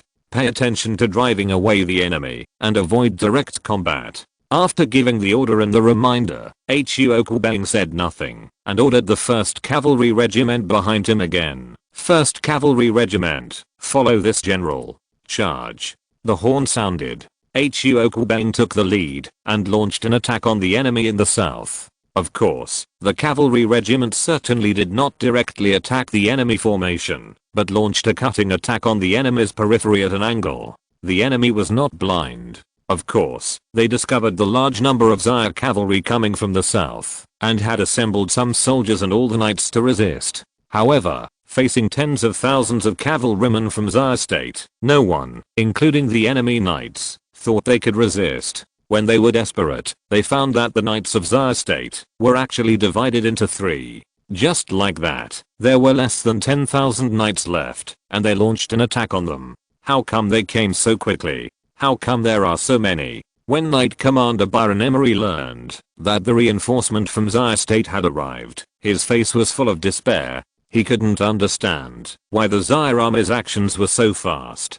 Didn't they say that the reinforcement from Xia state would appear in a day? Logically speaking, even if the vanguard of Xia state sent soldiers to the rear for help as soon as possible, it would take most of the day to receive the news. And after the army in the rear of Xia state received the news, it would take at least a day to organize the army, send the army, and then arrive at the battlefield. This is why Bernie Klee said at the meeting in the castle hall that the vanguard of the Xia army should be eliminated within a day. But unexpectedly, less than half a day had passed, and the reinforcement of the Xia army arrived. They just arrived, and suddenly appeared in front of him like a god, leaving Byron at a loss. Sir Knight Commander, we have been defeated. Bernie's face was now full of despair. He could even imagine what was waiting for them. The previous rebellion of soldiers had already given the two a headache, but it was far from reaching the point of despair. As long as time permitted, suppressing the rebellion was only a matter of time. However, the sudden attack of the vanguard army made Byron feel the crisis of defeat. Bernie was even considering how to withdraw the troops to defend the territory. However, the sudden appearance of the Xia Kingdom's cavalry regiment, or cavalry corps, completely broke the mentality of the two. Sir Knight Commander, now is not the time to think about these things. Bernie calmed down and suggested to Byron, who was still looking as hen, let's withdraw as soon as possible, otherwise we won't be able to leave, even if we want to. After Bernie's reminder, Byron also reacted, as if he saw the hope of life, and nodded hurriedly, yes, withdraw, we withdraw. Give the order, don't worry about those rebels, we retreat. But can this withdrawal, or to be more precise, escape, be so smooth? You can't run away, just because you want to. You have to know that the vanguard of Xia is blocking the north at the moment. Chapter 396, Attack and Defense. Report Knight Commander, the retreat route in the north has been blocked by the Xia army. After hearing the news, Knight Commander Byron Emery asked in disbelief, the retreat route is blocked? Is it the vanguard of the Xia country? How is this possible? However, after asking this question, Byron immediately figured it out. It must be the vanguard of the Xia country who learned of the arrival of the reinforcement after breaking through the encirclement and then cooperated with the reinforcement to intercept them. Can't we break through the blockade of the Xia army? Byron then asked loudly to his knight who reported the news. We have an army of 200,000. Can't we even break through the blockade of the Xia army? The knight who reported the news was a little overwhelmed by the repeated questioning of Knight Commander Byron, but he answered Byron's last question. My lord Knight Commander, our army has launched many attacks on the Xia army, but there was no breakthrough. After answering Byron's question, the knight hesitated for a moment and still added cautiously, moreover, our army no longer has 200,000. Now it is estimated that there are less than 50,000 people. Less than 50,000 people. At this time, Byron realized that his army had gone through a series of changes and was no longer as large as it was this morning. They are going to annihilate us. Then, when he learned that there was no hope of a breakthrough, he muttered to himself in a daze, these Xia soldiers are so brave, have such tacit cooperation, and are so insidious. Perhaps because he heard Byron's whisper, Bernie asked anxiously, Your Excellency the Knight Commander, now is not the time to be sentimental. What should we do now? What should we do? When Byron heard this, he was in a trance for a moment, as if he had returned to reality, and whispered, if only I knew how. There are Tsar troops blocking the road in front and Tsar troops chasing behind. What can I do? Blocking the road? Chasing? Isn't this being surrounded? Bernie, who was originally anxious, suddenly thought of this after hearing Byron's words, as if a flash of inspiration had occurred to him. He looked at the hill where the Tsar country's vanguard troops were surrounded, and said to Byron excitedly, there is a way, I have a way. Do you have a solution? When Byron heard Bernie's words, he felt like a drowning man grabbing a life-saving straw. Byron suddenly grabbed Bernie's shoulders, and asked excitedly and expectantly, what solution? What solution is it? Sir Knight Commander? Don't be excited, slow down. Bernie struggled to break free from Byron's hands, rubbed his shoulders that were hurt, pointed to the hill, where the vanguard of the Tsar army was trapped, and replied, since we can't break through the encirclement, then we will hold on there. There are defensive facilities left by the Tsar army there, which our army can use, and it can also be free. I believe that, as long as we can hold on for a while, the Lord will send troops to support us. Really? Byron looked in the direction Bernie pointed. Although he had some doubts in his mouth, looking at his expression, he had already believed it, and then immediately ordered the entire army to retreat to the hill. In fact, when Bernie learned that they could not break through the blockade of the Tsar army, he already knew that there was no support, but he had no other choice. In the end, he could only struggle again, otherwise he could only wait for death. Although it was a matter of time, it was better to die one day later. Not long after Byron commanded the army to retreat to the hill, he received another message. The rebels were also driven to this place by the Tsar army, and these rebels sent a letter saying that they hoped to join forces with him to resist the attack of the Tsar army. Ha ha ha. Those traitors were also attacked by the Tsar army. Byron, who received the news, laughed loudly and felt very happy. He then laughed. Want to go up the mountain? Don't even think about it. This is the end of being a traitor. Wait. Bernie immediately stopped the soldier who was about to deliver the message, and turned to persuade Byron, Your Excellency the Knight Commander, traitors are hateful, but the remaining strength of our army is not enough to resist the attack of the Tsar army. If we have these people down the mountain, we can hold on longer. Byron pondered for a moment and hesitated. Although he knew that what Bernie said made sense, he still couldn't help asking, what if those traitors betray us again? This Knight Commander doesn't trust traitors. Your Excellency the Knight Commander is right. Bernie saw that Byron was a little loose, and continued to persuade, but we have to put those traitors in the front and let the traitors fight to the death with the Tsar army first. And as long as they are separated from our army and remain vigilant, I believe there will be no problem. That's a good idea. After thinking it over again and again, Byron agreed with Bernie's idea, and asked the ordinary soldiers who had mutinied to go up the mountain. Tell them that, if they want to go up the mountain, they must stay on the periphery. Report to the commander/general, the enemy has retreated to the high ground. After the coalition forces took action, ZHU Cheng and HU Okubang received the latest updates of the enemy at the first time. Because HU Okubang led the cavalry to attack the coalition forces regardless of their camps, the mutinous party had no way to retreat, and could only choose to retreat to the hill and join forces with the elite coalition forces. For the Tsar Kingdom, whether it was the elite of the coalition forces or the ordinary soldiers, they were all enemies, so there was no saying that any party would be let go. Even if the ordinary soldiers who mutinied were commanded by the intelligence personnel of the Tsar Kingdom, their identity and race determined their consequences. After all, reducing the indigenous population is a basic national policy of the Tsar Kingdom. Because of the terrain and defense facilities, HU Okubang did not issue an order to attack, but only ordered the cavalry regiment to surround it, and he immediately joined the vanguard. Hello, General HUO.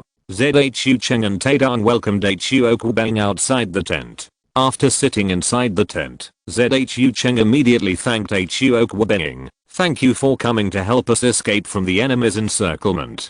Taedong also immediately saluted HU Okubang and said, not only that, General HUO made the enemy have no way to escape as soon as he arrived. I really admire you. Okay, stop being polite. Hu Okubeng interrupted the two people's compliments and asked directly, the strategy to deal with the enemy needs to be decided.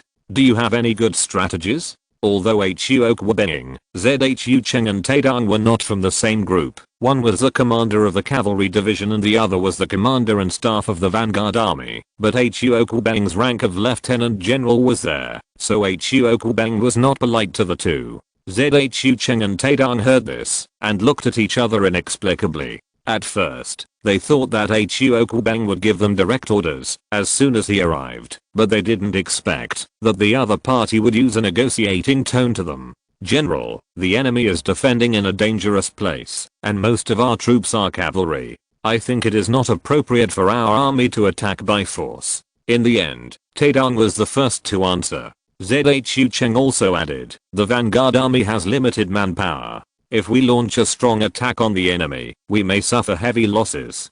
Do you mean to just surround the enemy and not move? The answers of the two obviously did not satisfy Hu Okubeng. After all, according to Hu Okubeng's temperament, there is no way to trap the enemy to death. General, yes. Taedong first affirmed Hu Okubeng's question, and then explained with a fist, it won't take long to siege. In less than a day, the rear army will arrive. By then, the enemy will be easily captured, and our army will not suffer much loss. If we attack the enemy camp now, although we can win, our army will suffer casualties. Although Taedong did not finish the rest of the words, his meaning was already very clear. Chapter 397 On the battlefield. The Xia Kingdom had clear regulations on casualties. If unnecessary casualties occurred during the battle, even if there were meritorious deeds, they would only become faults. Hu Okubeng certainly knew this, but he was just a little unwilling to give up the fruits of victory. But if he was punished for winning a battle, Hu Okubeng would be even more unhappy. Therefore, Hu Okubeng made a decision without thinking for long. Okay, let's do as you said, and be trapped but not attack. After saying this, Hu Okubeng got up and left the military tent without saying a word. That night, the coalition forces on the mountain were terrified, fearing that the Xia army below the mountain would suddenly launch an attack, and the logistics were cut off, so they spent a night like a year. Of course, some enemy soldiers wanted to escape the encirclement in the dark of night, but of course they failed. They were all cleared out when they were discovered. The next morning, Li Jing led the main force of the Xia army to the battlefield. I pay my respects to the general. I pay my respects to the general. Hu Okubeng and Zhu Cheng met Li Jing. No need to be polite, you have worked hard.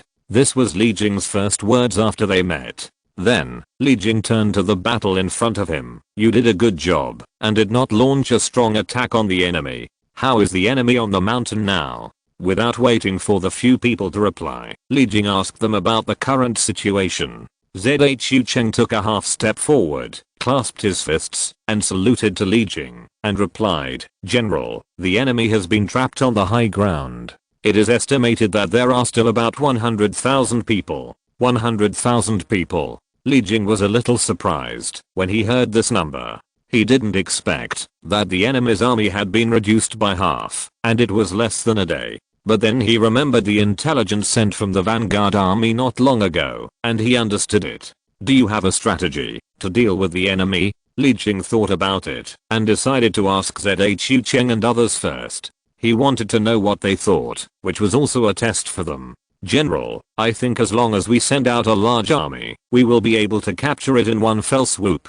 This time, Hu Okubeng was the first to answer. Our army cannot waste its fighting opportunities on the remaining enemies in front of us. Well, General Hu is right. Li Jing first affirmed Hu Okubeng's suggestion. Before Hu Okubeng was happy, he turned to look at Zhu Cheng and Taedong and asked, what about you two? Do you think the same? Zhu Cheng and Taedong were very excited to see that Commander Li Jing valued their opinions so much. But looking at Hu Okubeng, who was a little surprised, Zhu Cheng hesitated for a moment and finally gave Taedong a look and decided to let Taedong put forward their opinions. General, I think that, although the enemy is weak, their number should not be underestimated. Taedong finally mustered up the courage and told Li Jing his opinion. Although a large army can conquer the enemy in one fell swoop, there will inevitably be casualties. There is always a death in a war.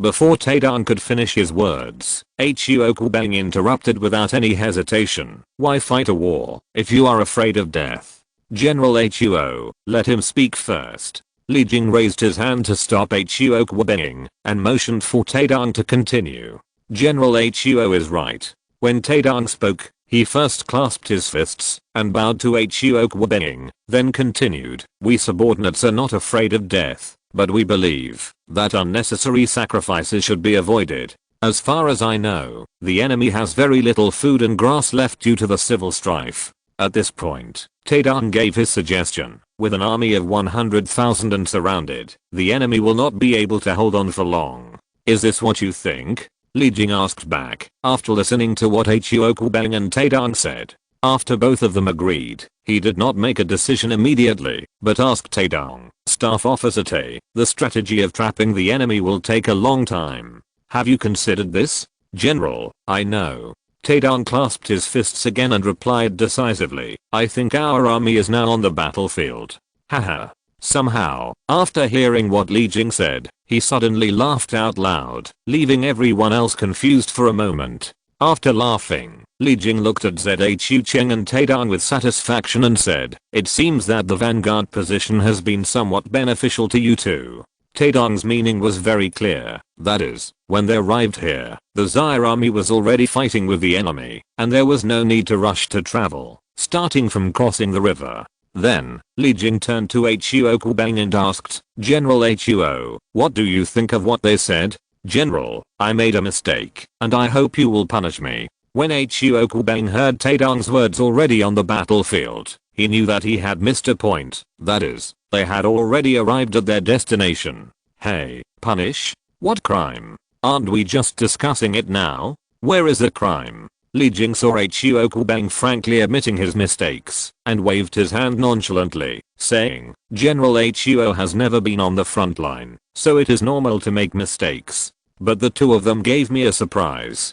Haha, yes. At this time, Lurk, who had been watching and not speaking, stepped forward with a smile and said, Captain Zhu and Staff Officer Tae have achieved such achievements and harvests for the first time in the vanguard. Their future is limitless. Military advisor, you are too kind. Okay, since it has been decided, let's start. Li Jing finally issued a military order. As the order was issued, the entire army of the Zaire Kingdom began to move. The entire army of the Zaire Kingdom, including militia, natives, etc., had a total of more than 400,000 people. Of course, it was impossible for all of them to be wasted here for a mere 100,000 enemies. Therefore, Li Jing ordered the 1st Division, where the 11th Regiment of the original Vanguard Army was located, and the 30,000 vassal troops of the 1st Division, totaling 76,500 people, to besiege the 100,000 remaining enemies. While the remaining troops all rushed to the enemy city 40 kilometers away, less than a day's journey. Of course, since they had already arrived at the destination, there was no Vanguard Army. In order to take care of the 11th Regiment that had fought a battle, Li Jing asked Deking to lead the 1st Division to be stationed here, first to besiege the enemy, second to give the 11th Regiment some time to rest, and finally to use the 1st Division as a reserve force. Although Li Jing had previously removed the division in order to train the coordination between the entire army and replaced it with a command composed of him, Deking, Huo Kubang and others to directly command each regiment, it was also necessary to assign generals in a timely and flexible manner according to the battle situation. It is impossible to send only 5 or 6 regiments to besiege the enemy without assigning generals, right? If so, when a battle breaks out, how should these 5 or 6 regiments unite against the enemy? Who should listen to whom? How can we fight a war when the situation is chaotic? Therefore, there must be a general to lead the army. Chapter 398, Inevitable Game. Li Jing led the main force of the Zaire Kingdom and spent most of the day setting up camp 10 kilometers away from the enemy city, waiting to fight the enemy the next day. On the 1st Division side, Deking led his original team to follow military orders to besiege the enemy. Although it did not seem to be a good job, it was a different feeling in his heart, as comfortable as a fish entering the water again. Deking and Lu Su followed Li Jing and Lurk all the way. Although they learned a lot, they did not have the pleasure of leading the troops alone. There was a boss watching him all the time, and he had to pay attention to everything he did. For Deking, who was used to making his own decisions, the sense of restraint was not too strong. Therefore, even if it was an unpleasant task like besieging the remaining enemies, Deking accepted it happily without saying a word when he received the order. Zhu Cheng, Taedong, you two really earned honor for our 1st Division this time. Even I, the division commander, am proud of it. In the military tent at the foot of the mountain, Deking summoned all the regiment commanders and staff officers of the 1st Division. The first sentence after the greetings was to praise the two of them. Excuse me, Commander. In the surprised and envious eyes of the battalion commanders, Zhu Cheng stood up, clasped his fists and saluted, and said modestly, "This is all the cultivation of the commander. I'm just doing my best." Captain Zhu, you are too polite. Lu Su sat next to Deking and said to Zhu Cheng with a smile, Captain Zhu's ability is obvious to all. You can fight against 200,000 enemy troops with less than 20,000 people. Even the chief of the general staff praised you before. Well, not bad. Deking also nodded in agreement, but then changed the subject, looked at the others, and admonished loudly, doing your best is the best. I hope you will take Zhu Cheng and Taedong as examples, strive to be the first, use your wisdom and strength, and gain more glory for the king, the Xia Kingdom, and our 1st Division. As you command. After the opening scene of the 1st Division military meeting, it was time to discuss strategies to deal with the enemy. We have been ordered to besiege the enemy. Once their food and grass are cut off, we will be able to win without fighting. Lu Su asked first, do you have any good suggestions before that? The regiment commanders and staff in the military tent looked at each other in confusion, not knowing how to respond. In their opinion, a siege is a siege. What else is there to do? What suggestions can there be? Seeing this, Deking's face, which was originally somewhat happy, suddenly turned livid. However, these were his own subordinates, and he also knew their abilities, so he couldn't get angry, so he could only call out Zhu Cheng and Taedong by name. Zhu Cheng, Taedong, tell me what you think. Yes, Division Commander. Zhu Cheng and Taedong stood up and saluted Deking, and then saluted the rest of the people in the military tent. Finally, Taedong looked at his own regiment commander, and then replied in the others' expectant eyes, Division Commander, Chief of Staff, the reason why the Vanguard Army was able to turn defeat into victory before was due to the great contribution of the intelligence personnel. Then, Taedong told Deking, Lu Su and the other officers present about the process of the enemy's mutiny. Deking and Lu Su had been with Li Jing and Lurk before, so they knew about this matter, but the other regiment commanders and staff officers did not have the right to know. So when the others knew the whole story of this matter, they were all very surprised and talked about it. Silence. Lu Su shouted loudly when he saw the noisy meeting. After the meeting was quiet, Lu Su looked at Taedong again and asked uncertainly, what does Staff Officer Tay mean? To use the power of intelligence personnel again? Yes, Chief of Staff. Taedong confirmed Lu Su's guess, clasped his fists and saluted. If we let our own intelligence personnel who have a certain say in the meeting take over, we will surely succeed and wipe out the enemy in one fell swoop. Good. This is a good plan. Division Commander, let's attack. When the other regiment commanders and staff heard this, they immediately echoed and agreed with this method. It's not that these regiment commanders and staff are flattering, but they have a common goal, or a common interest. After all, seeing that the 11th Regiment, which got the position of vanguard due to good luck, has achieved great achievements, these officers who have been in the rear are of course a little jealous. Now that the opportunity to gain merit is in front of them, they must strive for it. Be quiet. Lu Su scolded again. He ignored the others and stared at Taedong. He asked seriously, since you have such a good plan, why didn't you mention it in front of General Li and the Chief of Staff? Yes, Li Jing had also asked about the enemy troops on the mountain before. What Taedong said at that time was completely different from what he said now. This made Lu Su wonder if Taedong's thoughts were the same as what he guessed.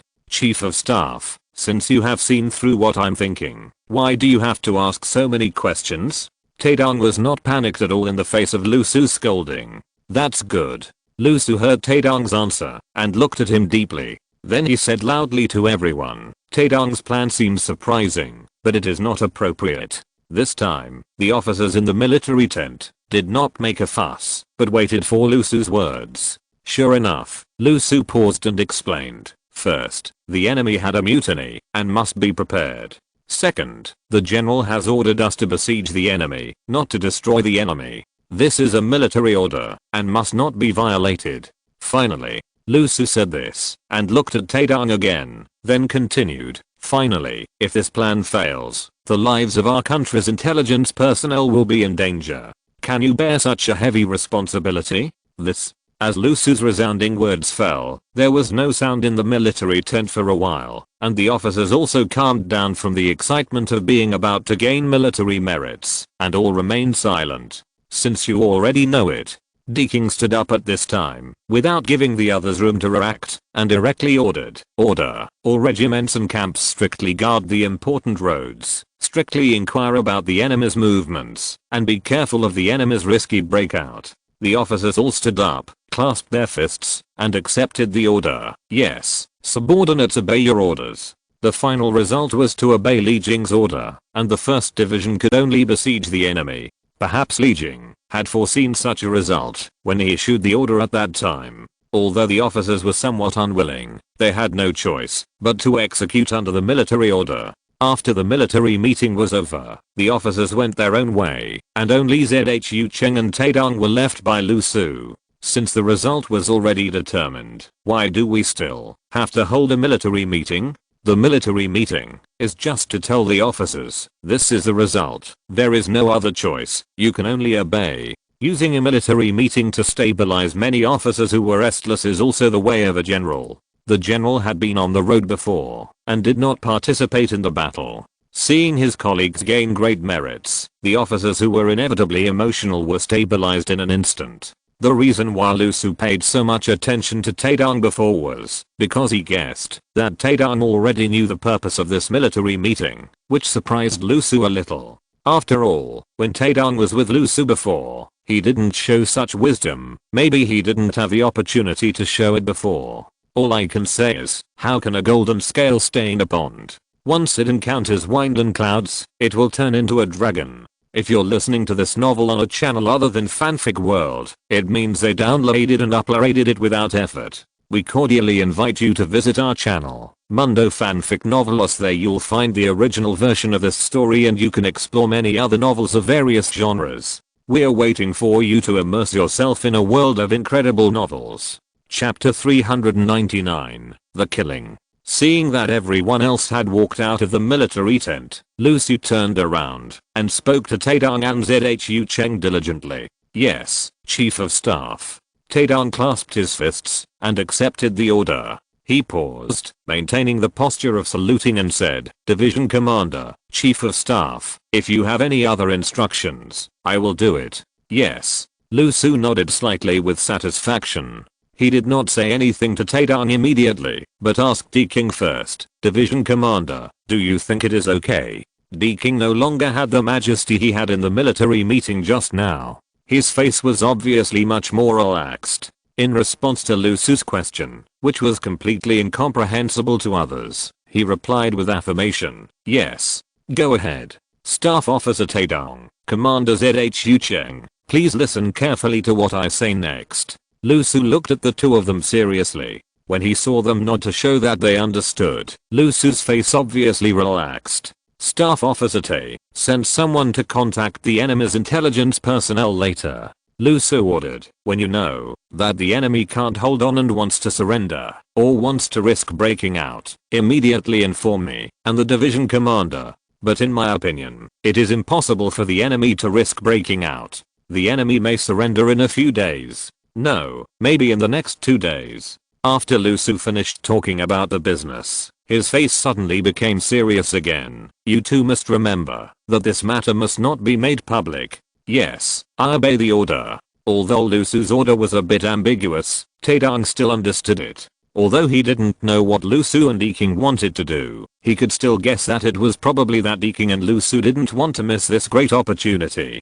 Lu Su basically gave instructions to Taedong, the staff officer. As for Zhu Cheng, who stayed with him, He was the head of Taedong after all. In order to prevent suspicion and disagreement among his subordinates, it would be better to let Zhu Cheng stay with him to understand what Taedong was for. As the previous military meeting said, the 100,000 remnants of the army surrounded in front of them is a good opportunity to gain military merits. Not only the officers under Deking are very tempted, but also Deking and Lu Su. However, as Lu Su said, when he refuted Taedong's suggestion, there are various obstacles to gaining the military merits in front of them. The seemingly easy military merits are not so easy to obtain successfully. Therefore, Deking and Lu Su set their sights on the execution of the military order after the enemy surrenders. In this way, there will be no obstacles. It is impossible for the remnants of the army surrounded by the enemy to break through. If they don't want to die, they can only surrender. The 100,000 remnants of the coalition army surrounded by the 1st Division of the Xia Kingdom, as Lu Su speculated, did not hold on until the next day, and sent people to say that they wanted to surrender. For 100,000 troops, a day's food and drink is a big problem, not to mention the highlands, where there is no water source. It is already a great limit to hold on for a day. Are you here to surrender? Why don't you let your soldiers lay down their weapons and walk down the mountain? In the main tent of the 1st Division, Lu Su looked at the haggard enemy envoys in front of him and asked them repeatedly without any politeness. Walk down. We didn't have enough food to begin with, and now we've been hungry for another day. We don't have the strength to walk down. The envoy replied with a numb and dull face. Maybe only those knights can walk down. It's been a whole day. There's no water to drink, no food to eat. There's no other way. We don't want to die. What else can we do if we don't surrender? The envoy didn't care that the people in front of him were the powerful and mysterious Xia people in the legend. After hearing Lu Su's questions, he seemed to vent and tell a story. At the end, the enemy's messenger seemed to have thought of something. His eyes lit up, and he knelt heavily on the ground in front of Deking and Lu Su, who were the two people in charge, and begged, please, as long as there is food, don't talk about surrender. We will do anything. In the military tent, all the main officers of the 1st Division, including Zhu Cheng and Taedong, were present. Watching this scene, there was no ridicule, no pity, no sympathy, only indifference. Since you are on the battlefield, you must be aware.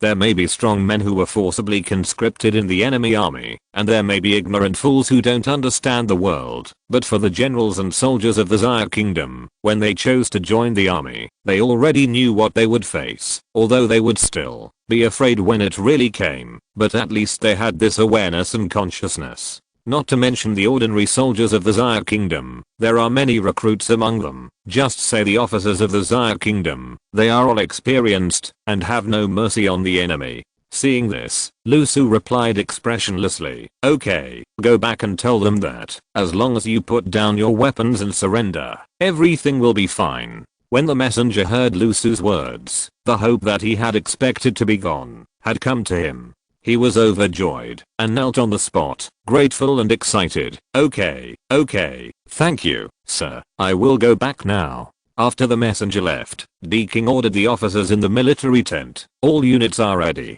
After the enemy surrenders, urge them to dig deep pits that can bury 100,000 people. Yes, I obey your order. The officers of each regiment were puzzled by this. Wasn't the battlefield already cleaned up? What was the purpose of digging a deep pit that could bury 100,000 people? Was it to keep the prisoners of war idle? But no matter what, since the military order was like this, they could only execute it. If they wanted to know the result, they would know it naturally when the pit was dug.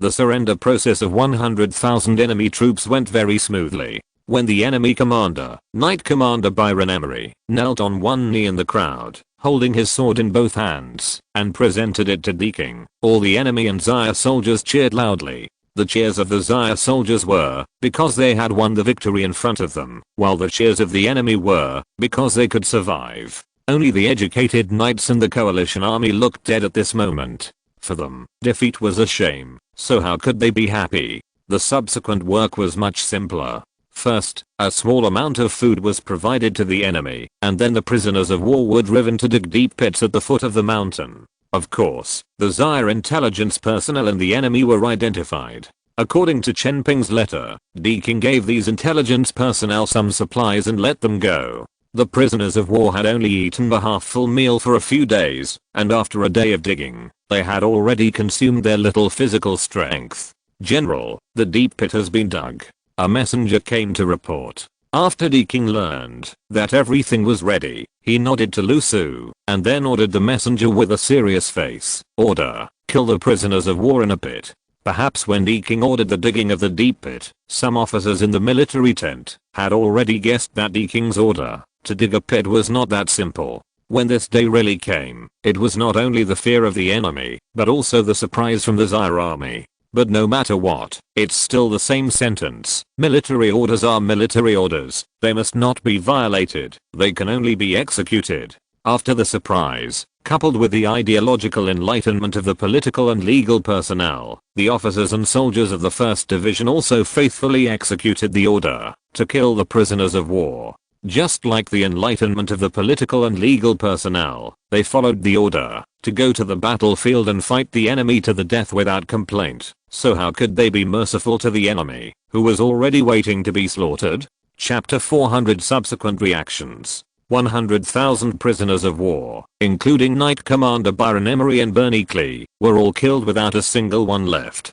Such a big thing, of course, spread quickly. Even Yang Song, who was far away in Cheyenne Key City, learned about this matter at the first time. In this regard, Yang Song did not express his opinion immediately because he did not know the reason why Deking did this, but he still asked Deking to explain it to him. Killing prisoners of war in a pit is not a glorious thing at any time. Even the people of Zaire State have a lot of gossip about this matter, discussing why Deking did such a thing. Even in the wise Zaire State, there are many reactions, not to mention the United Lords who have experienced it personally. After learning that a general in Zaire State had killed 100,000 prisoners of war alive, what a shock it was. This kind of thing is unheard of. Such inhumane behavior is the first time in this world.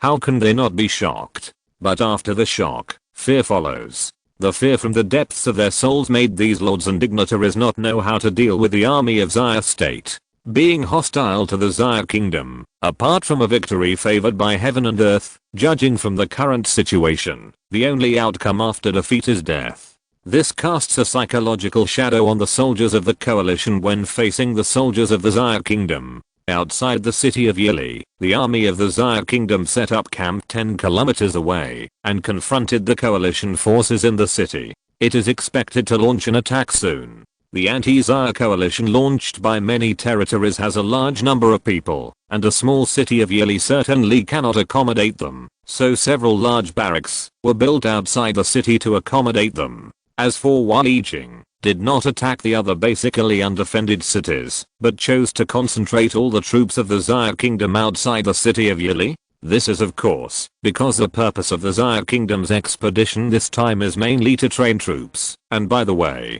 to conquer the disobedient forces and eliminate the living forces of foreign races. If it is to attack the city with the army of more than 400,000 in the Zaire Kingdom, it can be divided into multiple routes to launch attacks at the same time, making it difficult for the enemy to take care of both ends. But if it is training troops and killing people, the enemy is less and dispersed. That is a big problem. Although the 200,000 troops sent by the coalition to destroy the vanguard of the Zaire Kingdom and slow down the advance of the Zaire Kingdom's army were annihilated, the result of slowing down the advance of the Zaire Kingdom's army was achieved, although it only gained one more day. In fact, the annihilation of the 200,000 troops of the coalition was not the biggest loss of the coalition. The death of Knight Commander Byron Emery and Bernie Clee should be the biggest loss of the coalition, among which Bernie Clee's death was the most serious. Lord Brim immediately panicked when he learned that the 200,000 troops sent out, including Knight Commander Byron Emery and Bernie Clee, were all killed by the Zaire army. You must know that a large part of the 200,000 troops are his soldiers, otherwise he would not let his subordinates lead this army. Now all are gone. How can he not panic and not be afraid? In the castle hall in Ili City, many dignitaries from the coalition who received the news gathered together to discuss what to do. Suddenly, an envoy sent by other territories asked Ili, who was sitting on the throne, loudly, "Lord Ili Brim, what should we do now?" The Zaire army is just outside the city. Hearing this question, Ali couldn't help but get angry. He slapped the armrest, stood up and roared, "What should we do? How should I know what to do? If you have any ideas, please tell me quickly. What's the point of making a fuss here? Lord Ali Brim, what you said is wrong. Although Ali is the landlord here, he is not the only one who has the final say in the coalition. So at this time another envoy stood up. You should know that the plan to send a large army to stop the Zaire army was proposed by your men." Upon hearing this, Ali thought of the confidence of his men who died on the battlefield, and he couldn't help but feel sad. But in such a scene, he still had the dignity of a lord. The plan to send out the army was made by my subordinates, but didn't you all agree at the time? Why are you blaming me now? In response to Lord Ila's rebuttal, everyone present recalled the situation that day and couldn't help but not knowing what to say. Okay, now is not the time to blame anyone. Let's discuss how to deal with the Zaire army outside the city. Seeing that the situation was deadlocked for a while, someone came to ease the atmosphere. That's right, now is not the time to push the responsibility. Yes, let's talk about how to deal with the Zaire army. Does anyone have a good method? At this time, don't hide it, right? For a moment, the hall suddenly became harmonious, and there was no tension just now. Lord Ali Brim, I wonder if the lord who gave advice that day is here again today. The current situation still requires the wisdom of that lord. This was the words of an envoy who didn't know the details. After the envoy finished speaking, no one agreed, and the atmosphere at the scene seemed a little strange, which made him turn around and look around, wanting to see what was going on. After a long time, Lord Ali sighed heavily and replied in a lost tone, "Dead, all dead, can't come anymore." Sir Bernie went with the army, in the 200,000 strong army. At this time, another dignitary who knew the details whispered to the unaware envoy from the small territory, so that's how it is. It really is. Alas. After learning the answer, the envoy wanted to say a few words to comfort him, but in the end it turned into a long sigh. Zaire country said that they sent troops because we did not submit to Zaire country. If a person who was not sure whether he was an envoy or a dignitary suddenly talked about the topic that everyone had been avoiding, which made the rest of the people in the hall look over in surprise. After a while, someone responded, "If only it were that simple. If it were you, and you had fought to the doorstep of someone else's house, and he admitted his mistake, would you let him go?" Hearing this answer, everyone in the hall shook their heads in unison. No one was a fool, and no one could be so naive. Now it was obvious that the Zaire army wanted to kill them. What's wrong? It was all fake. If they said that surrendering to the Zaire kingdom would make the Zaire army outside the city of Yili withdraw, they would definitely choose to surrender without saying a word. But how could things be so simple? Even these people knew that this was impossible. The Zaire army was at the gates of the city. How could they just go back without saying a word? If they could choose to surrender, these people might not choose to surrender to the Zaire army immediately, but after the incident of 100,000 prisoners being pitted and killed, even surrendering was not an option now. The scene fell silent again, because no one knew what to say. We can only continue to fight against the Zaire army now. After an unknown amount of time, a whisper suddenly came from the hall. It felt abrupt in this quiet hall, but it also made everyone feel relieved. This choice had actually been placed in front of everyone, but the uneasiness made them choose to huddle together for warmth. It can only be like this. Lord Ali finally concluded this farce, sent people to contact the various territories and ask them to step up their troops. If it would be better to send more troops. We can't afford to lose. Can't afford to lose. Such a simple and heavy 3 words fell heavily on everyone's heart, making people breathless. Okay, I will send someone to inform the Lord. No problem, our soldiers are not far away. We can only send more soldiers. Everyone agreed and responded, and no one refuted. The guillotine of the Zaire army was already raised above their heads, and it was just a matter of time before it fell. If they didn't resist, they would not even have the opportunity to resist in the future. End of this chapter. Thank you very much for reaching the end. Don't forget to like. Looking for more exclusive content and immediate access? Subscribe to our Patreon. Remember, every like, subscription, or donation encourages us to continue. Thanks to everyone. See you in the next video.